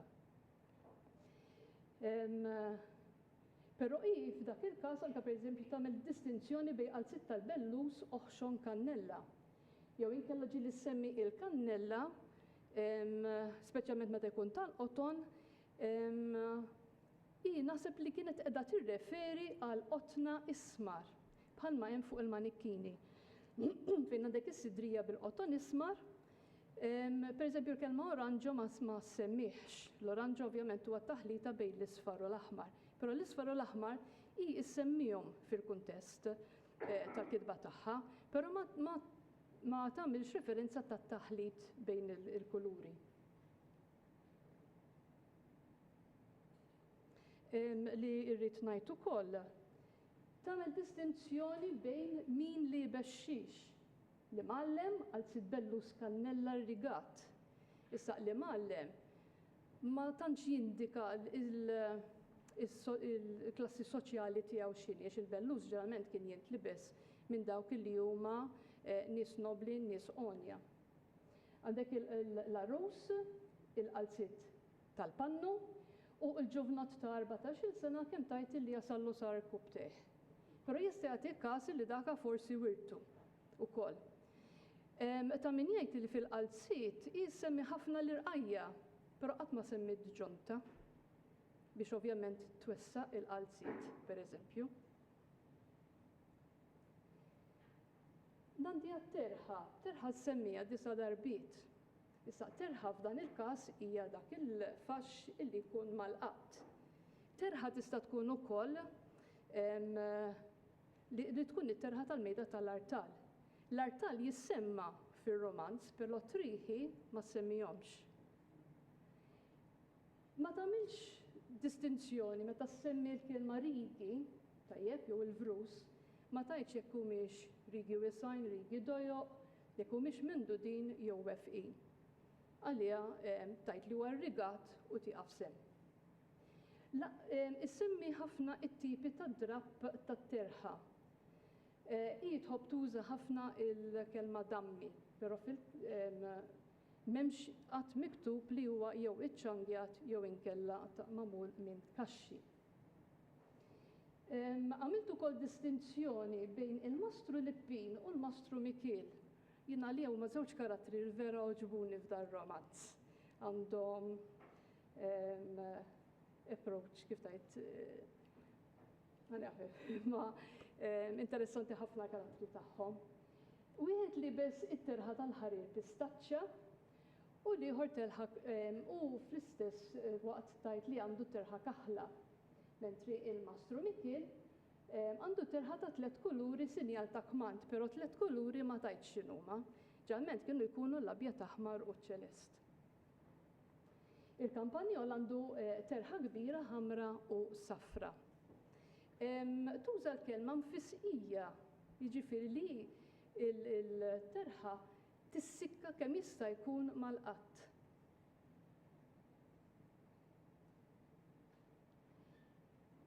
Dan huwa dak li qegħdin naraw fuq il-manikkin ħlief illi il-ħorġa hija differenti. Bħala ħorġa issemmi tal-irġiel, però ma semmix il-ħorġa tal-annimali, li hija l-istess ħaġa ma tkun iktar wiesa. Fejn hemm il-ħorġa l-kampanjol tgħidlek speċifikament fejn qiegħda fuq spaltu, però ma tagħtix referenza kux fuq ix-xelluk jew inkella fuq il-lemin.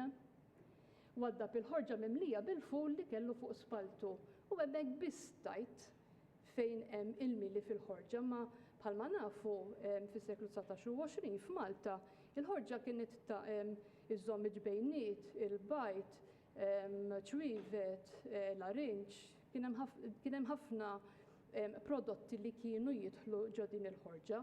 Il-ħorġa tkun drab wiesa tawwali skont id-daqs tan-new. U hemm żewġ tipi, jew tkun mitwija fit-tnejn b'toqba fin-nofs. Inkella tkun mitwija xorta, però jkollha il-pockets fuq it-truf.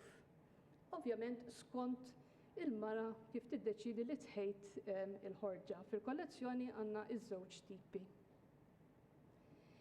Mal-qatt hemm it-terħa iċċangjata, jew inkella kif tgħidilha konċetta tad-dammi. Tajt ukoll li hemm il-qalzit tad-dammi. Il-qalzit ta' taħt jisemma darba biss. U li beż il-kampanjol u jatħafi. Fil-fatt hawnhekk ma ħanuri xejn fejn jidħlu żraben għax il-ħin kollu b'mod konsistenti tajt li l-kampanjol huwa ħafi. Fejn tidħol is-sidrija. Tal-kampanjol hija sidrija safra miftuħa. Ma tajtx jekk hiex ibbuklata, ibbuttunata, għandix zigarella, ma semmi xejn minn dawk. Tħalliha biss li sidrija hija sidrija. Tajt biss is-sidrija x'tip ta' drab hi. Sidrija safra jew inkella is-sidrija kannella dejjem kienet qed tirreferi għal qotton l-ismar li xi kultant kien ikun skur jew inkella ikun biċ-ċar. Issemmi wkoll darba biss sidrija ta' tifla ta' xi 10 snin li għandha sidrija ħamra u li l-arus kellu sidrija tal-belluż vjola bi fjuri tal-ħarir sofor. Hemmhekk ma tajtx jekk huwiex irrakmat, inkella mhuwiex, jew hijiex parti min-nisġa tan-newl.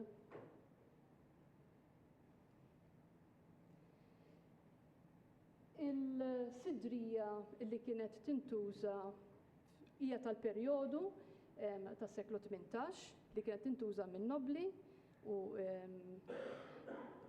dal-każ hija oriġinali li għandna aħna fil-kollezzjoni ta' Heritage Malta, hija sidrija ta' wieħed Pasquale de Lorenzo u kien imħallef tal-Beska.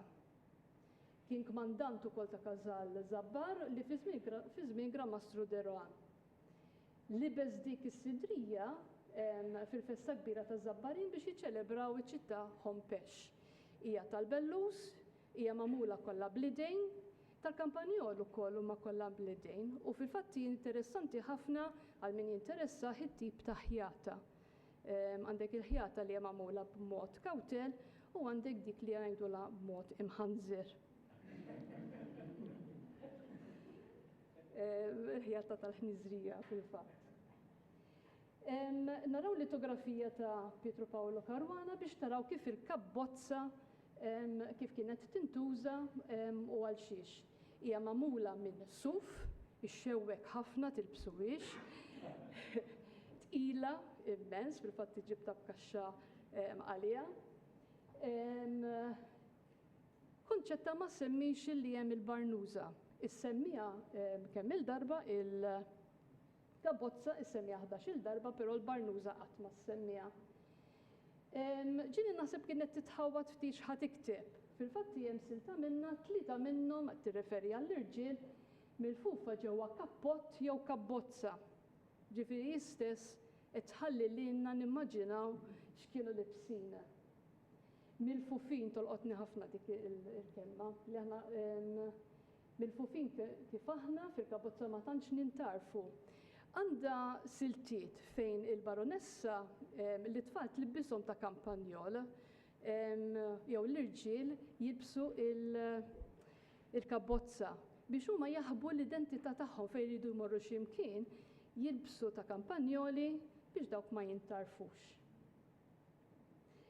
Taħt il-kabbozza seta waħda minnhom tajt li kien hemm tarbija taħt il-kabbozza, jiġifieri ħajlilek li kienet il-mara kienet libsa kabbozza u ħbiet lit-tarbija.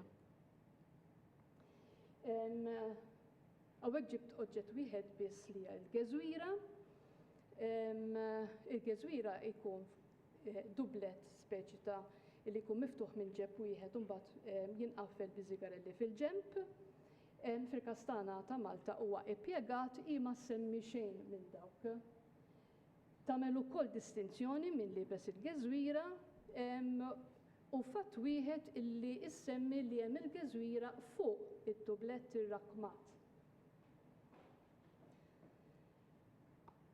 Il-kollezzjoni nazzjonali tinstab fil-Palazz tal-Inkwiżitur, il-Birgu. Hemm diversi ħwejjeġ oħrajn kemm ta' kampanjoli u ta' klassi soċjali oħrajn. Għall-aktar informazzjoni forsi tkunu tixtiequ tiġu tarawha, forsi anke tħajjarkom tagħmlu kitbiet fuqha, tagħtikom ispirazzjoni. Qiegħda hemm għall-użu ta' kulħadd. Grazzi.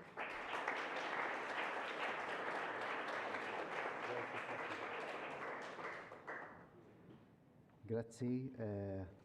Anna Marija, jiena meta stedinni għall Anna Marija għandu ngħid li sibna x-xoqqa f'Moxta. Nixtieq issa nistieden l-udjenza għal ħin imma verament qasir għax kif tafu diġà biżna il-ħin allokata għall-konferenza għal ftit minuti forsi ta' kummenti mistoqsijiet anke lill-ewwel kelliema, mhux il-daw li hawn fuq il-panel bħalissa biss. U b'mod speċjali il-Dr. Charles Palazzo Pardi nifhem li qiegħed fl-udjenza sewwa biex jaqsam magħna wkoll intervent qasir fuq ir-ritratt tal-familja ta' Concetta Brincat. Fidejkom.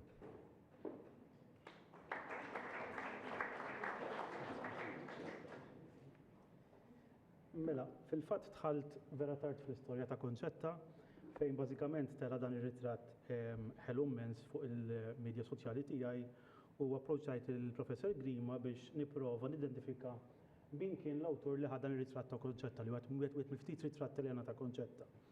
Normalment x'in tara ritratt hekk l-istudju tal-fotografija li kien jiġbed ir-ritratt kien jiffirma r-ritratt.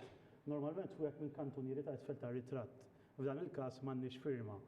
Rarament kan jiġi firmat fuq wara, f'dan il-każ m'għandniex firma. Allura l-uniku mod kif tidentifika huwa li tipprova tara fl-istil tal-fotografija tar-ritratt u tipprova tqabbel ma' studji fotografiċi oħrajn. Bażikament l-unika informazzjoni li tani Prof Grima, mhux għax torti għax l-unika informazzjoni li kellu, huwa li r-ritratt seda biss ittieħed fl-1903 għax kien l-unika żmien fejn wieħed mill-aħwa ta' Concetta kien qiegħed Malta biex fiżikament ikun jista' jieħu ir-ritratt magħha f'dak il-każ. Mir-riċerka tiegħi tad-dottorat li ħadd ġie ppubblikata x-xahar id-dieħel nafu li fl-1903 l-uniku 3 studio f'Malta li kellhom studio tal-fotografija dak id-daqs li akkomoda grupp ta' dak id-daqs. Kienu 3 li kienu kollha l-belt. Bażikament għandek il-Richard Ellis li kien qiegħed 278 Strada Rjali, għandek l-studio ieħor li kien jismu l-Grand Studio 10 bibien il-bot 268 Strada Rjali u t-tielet studio kien dak ta' Salvatore Lorenzo Cassar li kien triq San Giovanni eżatt faċċata tal-Katedral ta' San Ġwan. Il-binja ma diċ hemm illum ma xwaqgħet bil-gwerra sfortunatament. Ma li rajt ir-ritratt x'intara l-bilanċ kif hu kompost il-grupp, il-gut feeling tiegħi wara li rajt eluf minn dawn dan huwa ritratt ta' Essel Cassar. Biss ir-riċerka ma tistax tibbaża fuq impressjoni, trid b'xi mod inti tikkonferma. Allura bażikament li provajna nagħmlu huwa li kemm jista' jkun analizzaw ir-ritratt kemm mod ieħor. Bħalma qal Nowell ir-ritratt huwa bilanċat għandek 7 tfajliet u 3 subien. Biss huwa bilanċat b'mod ieħor jekk tara ritratt fejn l-istil Vittorjan kien tipikament u hawnhekk għadna naraw ftit spunti minnu, il-mara tipikament bil-qiegħda u r-reġel għandu pussess fuqha billi qed jaqbdilha spallita. Għalvolja tfadal parti minn dak l-istil hawnhekk, tinnota li x-xaqliba bdet iddur. Il-fokus tar-ritratt hija konċetta nnifisha, konċetta qiegħda tpoġġiha f'nofs ir-ritratt u l-importanza qiegħda kollha fuq konċetta. Kull min hemm madwar huwa biex jibbilanċa. Ir-ritratt huwa bilanċat mod ieħor, jekk inti tara konċetta fin-nofs u għandek 5 bniet u raġel min-naħa tax-xelluk tagħha, in-naħa l-oħra biss hemm raġel u żewġ xabbiet, allura r-ritratt jiġi żbilanċat. L-uniku mod kif tibbilanċa huwa li tdaħħal dik il-balabostra tal-ġebel li kienet tkun mixtrija apposta tal-użu tal-istudju. Il-mod liħor li forsi tidentifika l-istudju huwa il-backdrop li hemm warajhom, dak ikunu mpitter bl-idejn u normalment ikun impitter ġo Malta stess. Nafu pereżempju li l-backdrops tal-istudju ta' Richard Ellis kienu mpitrin bl-idejn minn Giuseppe Calì, sfortunatament ma waslux għandna sal-lum għax xien is-saqaf tal-istudju ta' Ellis fronda fit-tieni gwerra, il-lavranti li ma tantx kienu daqshekk intiżi qabdu l-backdrops ta' Giuseppe Calì u għalqu t-toqba tas-saqaf bil-backdrop ta' Giuseppe Calì. U allura terrew u bil-ħamja sparixxa kollox. Il-backdrop sfortunatament qatt ma kont rajtu qabel, allura mill-backdrop ma stajniex naslu għal min seta' kien l-istudju. Biss dik il-balabostra tal-ġebel għandha motiv tipiku ta' din il-lavur ta' kuruna fil-ġebel. Jekk tkun rajt minnhom qabel dak normalment ikunu tipiċi ta' studju wieħed mhux ħassib ikunu uniċi. X'int qabel dik il-balabostra ftakru l-kuruna li qed taraw fuqha mal-kuruna li qed tara fuq ritratt ieħor bil-kollezzjoni tiegħi, għandek l-identifikazzjoni jisfel li huwa jikkonferma li huwa ritratt ta' Salvatore Lorenzo Cassar u għandek eżatt l-istess balabostra identika li jneħħilek kull dubju li dan huwa ritratt li ttieħed għand Salvatore Lorenzo Cassar. Nistgħu mmorru oltre għax nafu min kien jiġbed ir-ritratti għand Essel Cassar dak iż-żmien. U nafuha għax id-discendenti tal-familja ta' Essel Cassar għandhom ritratt fil-familja li juri il-ħaddiema kollha li kienu jaħdmu fl-istudju tiegħu 1904, ġast sena wara li Konċetta ħadet dak ir-ritratt. Mhux biss hemm isimhom, imma hemm anke l-irwol li kienu jkopru ġol istudju, min kien operatur, min kien jiżviluppa, min kien jipprintja. Allura nafu li kien hemm 5 ħaddiema li kienu f'pożizzjoni li setgħu ġibdu dak ir-ritratt ta' Konċetta li huma Essel Cassar innifsu, Gioffredo Alessandro Critien, Giovanni Cilja La Corte, Carlo Busuttil u Alessandro Nseforo. Kollha apprentisttaw Essel Cassar u kollha ma żmien fetħu għal rashom. Mill-istil ta' kienu r-ritratt is-suspettija jibqa' li ġibdu Essel Cassar innifsu biss dik hija ħatibqa' biss assunzjoni tagħna. Biss tal-inqas kuntent li żidna parti oħra mal-istorja ta' Konċetta u għandna identifikazzjoni ċara ta' fejn kien l-istudju fejn Konċetta ħadet ir-ritratt tagħha fin-1903. Grazzi.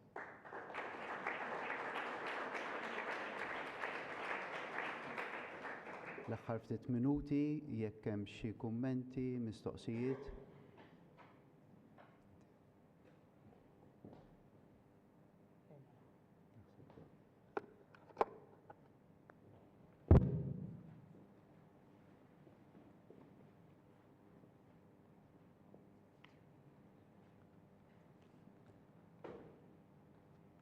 Hello.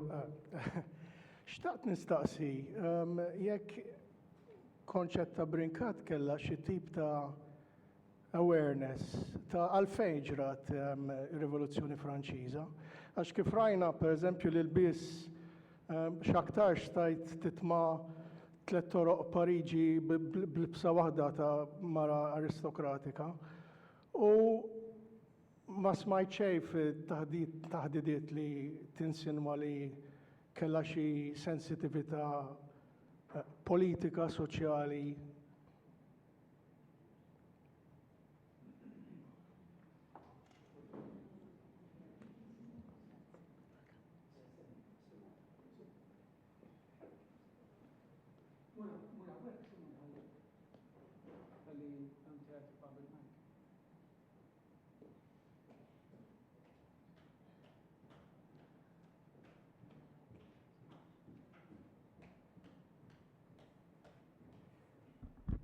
Kif semmejna ma jidirx li hemm kummentarju politiku. Infatti għalhekk użajt il-frażi li jisa simplifikata ir-Rivoluzzjoni Franċiża għaliex toħloq dawn iż-żewġ kategoriji, tinjora l-fatt ukoll li kien hemm nobli stess li kienu ta' ħsieb liberali u kienu parteċipi il-proċess tal-bidla li hemm aċċenn huwa għall-għoli tal-ħobż b'mod partikolari, ġifieri hija konxja tal-problemi li uħud mill-Franċiżi tal-klassi l-baxxa tal-poplu l-baxxa qegħdin jaffaċċjaw, imma hija kontrarja ħafna għal metodi li qegħdin jiġu applikati biex jieħdu dak li jridu. Jisu hemm din ir-referenza kontinwa li qegħdin jippruvaw jieħdu aktar milli jixirqilhom. Però le ma ħassejtx fl-ebda punt li kien hemm din it-tip ta' kuxjenzi u għalmenu jekk kienet taf bl-elementi l-oħrajn tal-kawżi soċjo-ekonomiċi jew politiċi li waslu għal rivoluzzjoni hemm taħlita ta' kawżi u xek. Ma daħlithomx fil-narrattiva tagħha għax forsi ma kellix l-iskop li tagħmel dan. Interessanti wkoll li fi-żmien jaċertin ma għadna wkoll kien hemm opzjonaw il-parallelizmi qegħdin hemmhekk.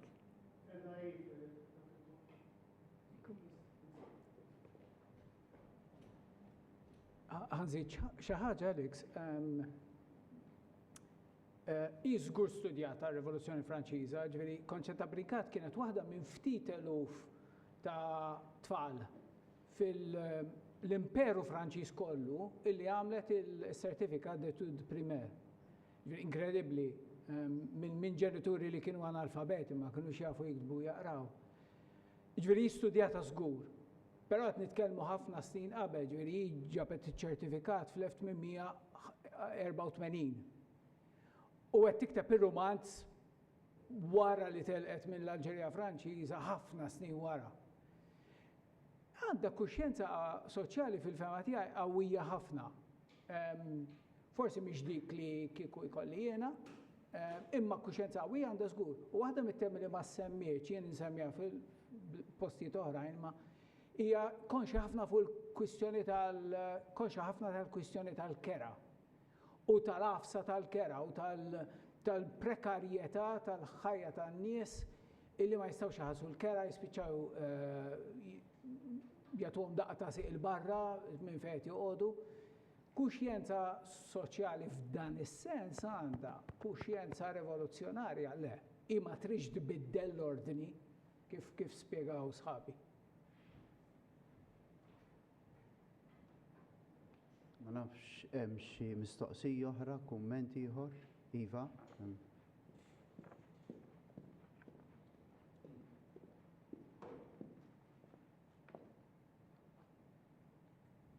Mela, qabel xejn grazzi ħafna. Meta tikteb dwar il-moda, speċifikament l-użu u l-utilità tal-ħwejjeġ fis-sens kien hemm referenza f'xi preżentazzjoni partikolari lejn l-użu illi tuża il-kabbozz biex tagħti tarbija, ma pereżempju l-użu tal-kabbozz fix-xita pereżempju tissemma l-utilità tal-ħwejjeġ?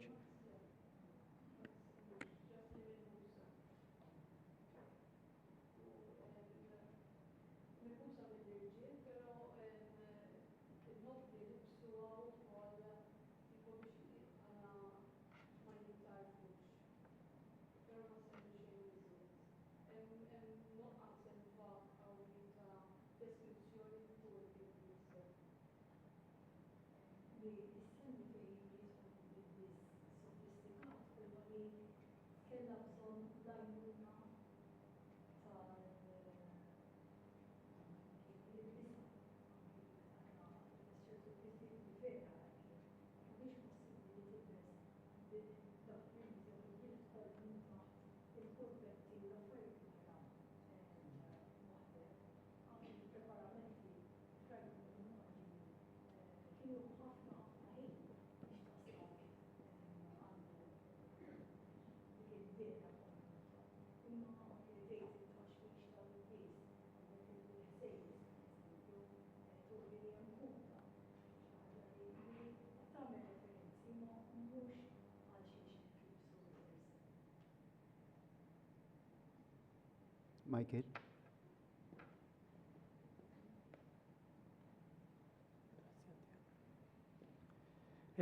Grazzi ħafna lill-Lejdri tal-li entna narfu dan xogħol. U li l-kellima kollha qisu kulħadd kien arkeologu hekk kulħadd iħaffer f'dan il-ktieb u kulħadd jiġbed fil partikolari ħajta. Naħseb studju oħra interessanti jaf ikun fuq il-kuluri li semmew f'numru ta' taħdidiet. Daniel li qed jiffilmja l-attività għamel studju fuq l-użu tal-kuluri u meta l-ismijiet tal-kuluri jidhru fid-dizzjonarji tal-Malti. U kulur bħal kannella jidher tard għax il-kulur aħmar kien ikopri bejwet u ieħor dak li llum kieku ngħidulhom il-kannella, l-oranġo, l-aħmar, tant li għatek is-sib anzjani li jgħidu li beż-żarbun aħmar. Kun qed jirreferu żarbun kannella mhux aħmar, jiġifieri anke meta tiddeskrivi ċertu drab, irridu nifhmu il-firxa ta' dak il-kulur fi żmien meta tikteb ukoll. Jaf ikun interessanti. Naf li semma l-ikħal u xekkem il-darba, ma l-blu aktarx ma jissemmix qed nissupponi għax anka Daniel ra li l-blu jfetx l-ewwel darba lejn l-aħħar tas-seklu li għadda fid-dizzjonarji tagħna. Iċ-ċelesti ma nafx. Iċ-ċelesti jissemma imma, eżatt. Ġifieri insomma huwa studju ħanasib li jista' jsir. Grazzi ħafna lil kulħadd. Grazzi Michael, sfortunatament se jkollna nieqfu hawn mill-mistoqsijiet u l-kummenti. Nistieden issa lill-Professur Adrian Grima biex jagħlaq din il-lejla bil-ringrazzjamenti xierqa qabel jgħid l-aħħar kelmtejn qosra Adrian, madankollu xtaqt ngħid kelma waħda biss li mhux se jgħidha hu. Kif tafu Adrian huwa s-suspettat ewlieni, il-perċimes, l-id ħatja u l-moħħ makak, wara kull ma rajtu iseħħ il-lejla. Mingħajru la kien ikollna romanzi ppubblikat u lanqas awtriċi kif nafuha issa. Għalhekk nirrakkomanda lil Adrian għal ringrazzjament fil-forma ta' applaws verament żgħir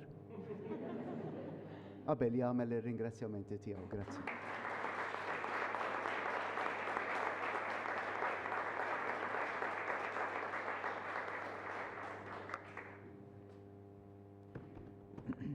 Mela, għal-konferenza b'mod speċifiku nixtieq nirringrazzja l-numru ta' nies. Ovvjament li l-kellima li komunikajt magħhom ħafna xhur ilu u x-xogħol tagħhom ilu għaddej ħafna xhur u nirringrazzjahom tal-preżentazzjonijiet mill-isbaħ tagħhom u anki tax-xogħol li ħadu li mhux dejjem jidher fi preżentazzjoni ta' kwarta. Il-familja ta' Konċetta Brinkat li għaw uħut mill-membri tagħhom fosthom Ray Kassar u Yvonne Kassar li enuni ħafna biex insib il-ċertifikat li kont qed insemmi qabel l-Alex Vella ġera tal-istudji primari, insomma, ċertifikat tal-iskola ta' Konċetta Brinkat fl-Alġerija li kien kollu nisma l-familja semmiju li dal-ċertifikat u morta għandhom u rajtu. Allora kienet esperienza importanti għalija, anke għax stajt hija l-unika darba li sibt referenza jimri storiku, ġifieri probabbilment l-istoriċi jaslu iżjed minni, imma l-unika darba li sibt isem Konċetta Brinkat fuq dokument marbut mal-Alġerija, sibta fil-vjaġġi Fortunatament imsemmija volja kienet tifla ma l-Alġerija propja ma sibtiex. Mela, nixtieq ringrazzja l-familja ta' Konċetta Brinkat, binta Emma kienet żammet ir-romanzi f'idejha, anki meta marret l-Awstralja u ġiet lura, marret bihom u ġiet lura bihom. Neputija il-binta mbagħad mela Konċetta Desdemona, Konċetta Emma mbagħad Desdemona kienu jgħidulha Daisy li l-romanzi waslu m'għandha meta ħallitna qabel ma ħallitna Daisy għaddithom lil Nick Bonello u Nick Bonello raġel tagħha għaddihom lili u l-Marija mbagħad beda x-xogħol. U f'dawn l-aħħar snin minn ħallina sfortunatament Nick kont qed nikkomunika ħafna ma' Carmen Baxter u llum għandi pjaċir ngħid li hawn il-ħu Carmen it-tifel ta' Nick u ta' Daisy, Norman Bonello u l-familja tiegħu. Kuntent ħafna li ġew, grazzi tal-li ġejtu u grazzi tad-diskursat tal-li kellna u l-mod kif nittama naħdmu iżjed flimkien.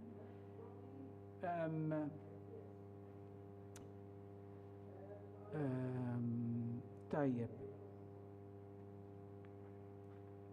Joseph Mizzi u Klab Kodba Maltin u għaktib li fih ix-xogħol u fih ukoll spiża, allura napprezza ħafna l-impenn anki finanzjarju għaliex mingħajr dawn il-pubblikaturi bravi u lesti li jerfgħu il-pis finanzjarju ma jkollniex kodba u naħseb li għandna dejjem nagħmlu minn kollox biex ngħinuhom billi naqraw u nixtru l-kodba tagħhom. Kienet Kassaru Heritage Malta li bil-għajnuna tiegħu speċi u ovvjament Anna Maria Gatta għandna dil-wirja. Ħaddima tal-Università li għenunna fosthom id-diżinjaturi u l-istampaturi, Eliza von Brogdorf li qed tieħu ritratti u Daniel li qed warajja jiffilmja biex nies ma setgħux ikunu magħna jkunu jistgħu jaraw il-filmat u jaraw x'intqal u nispera li sadattant jien u għanti nkunu qed naħdmu fuq l-atti tal-konferenza sħabi tad-Dipartiment tal-Malti li għażisthom nitkellem fuq Konċetta Brinkat. Fatut mill-slides meħudin minn preżentazzjoni kont għamilt 3 snin ilu, tistgħu timmaġinaw dan l-aħħar 3 snin. Għantija Enriquez li kull fejn jkun hemm bżonn insiba tgħinni u dejjem żewġ passi qabli. U lilkom kollha tal-li minkejja x-xita, minkejja it-traffiku kontu magħna llum. Grazzi.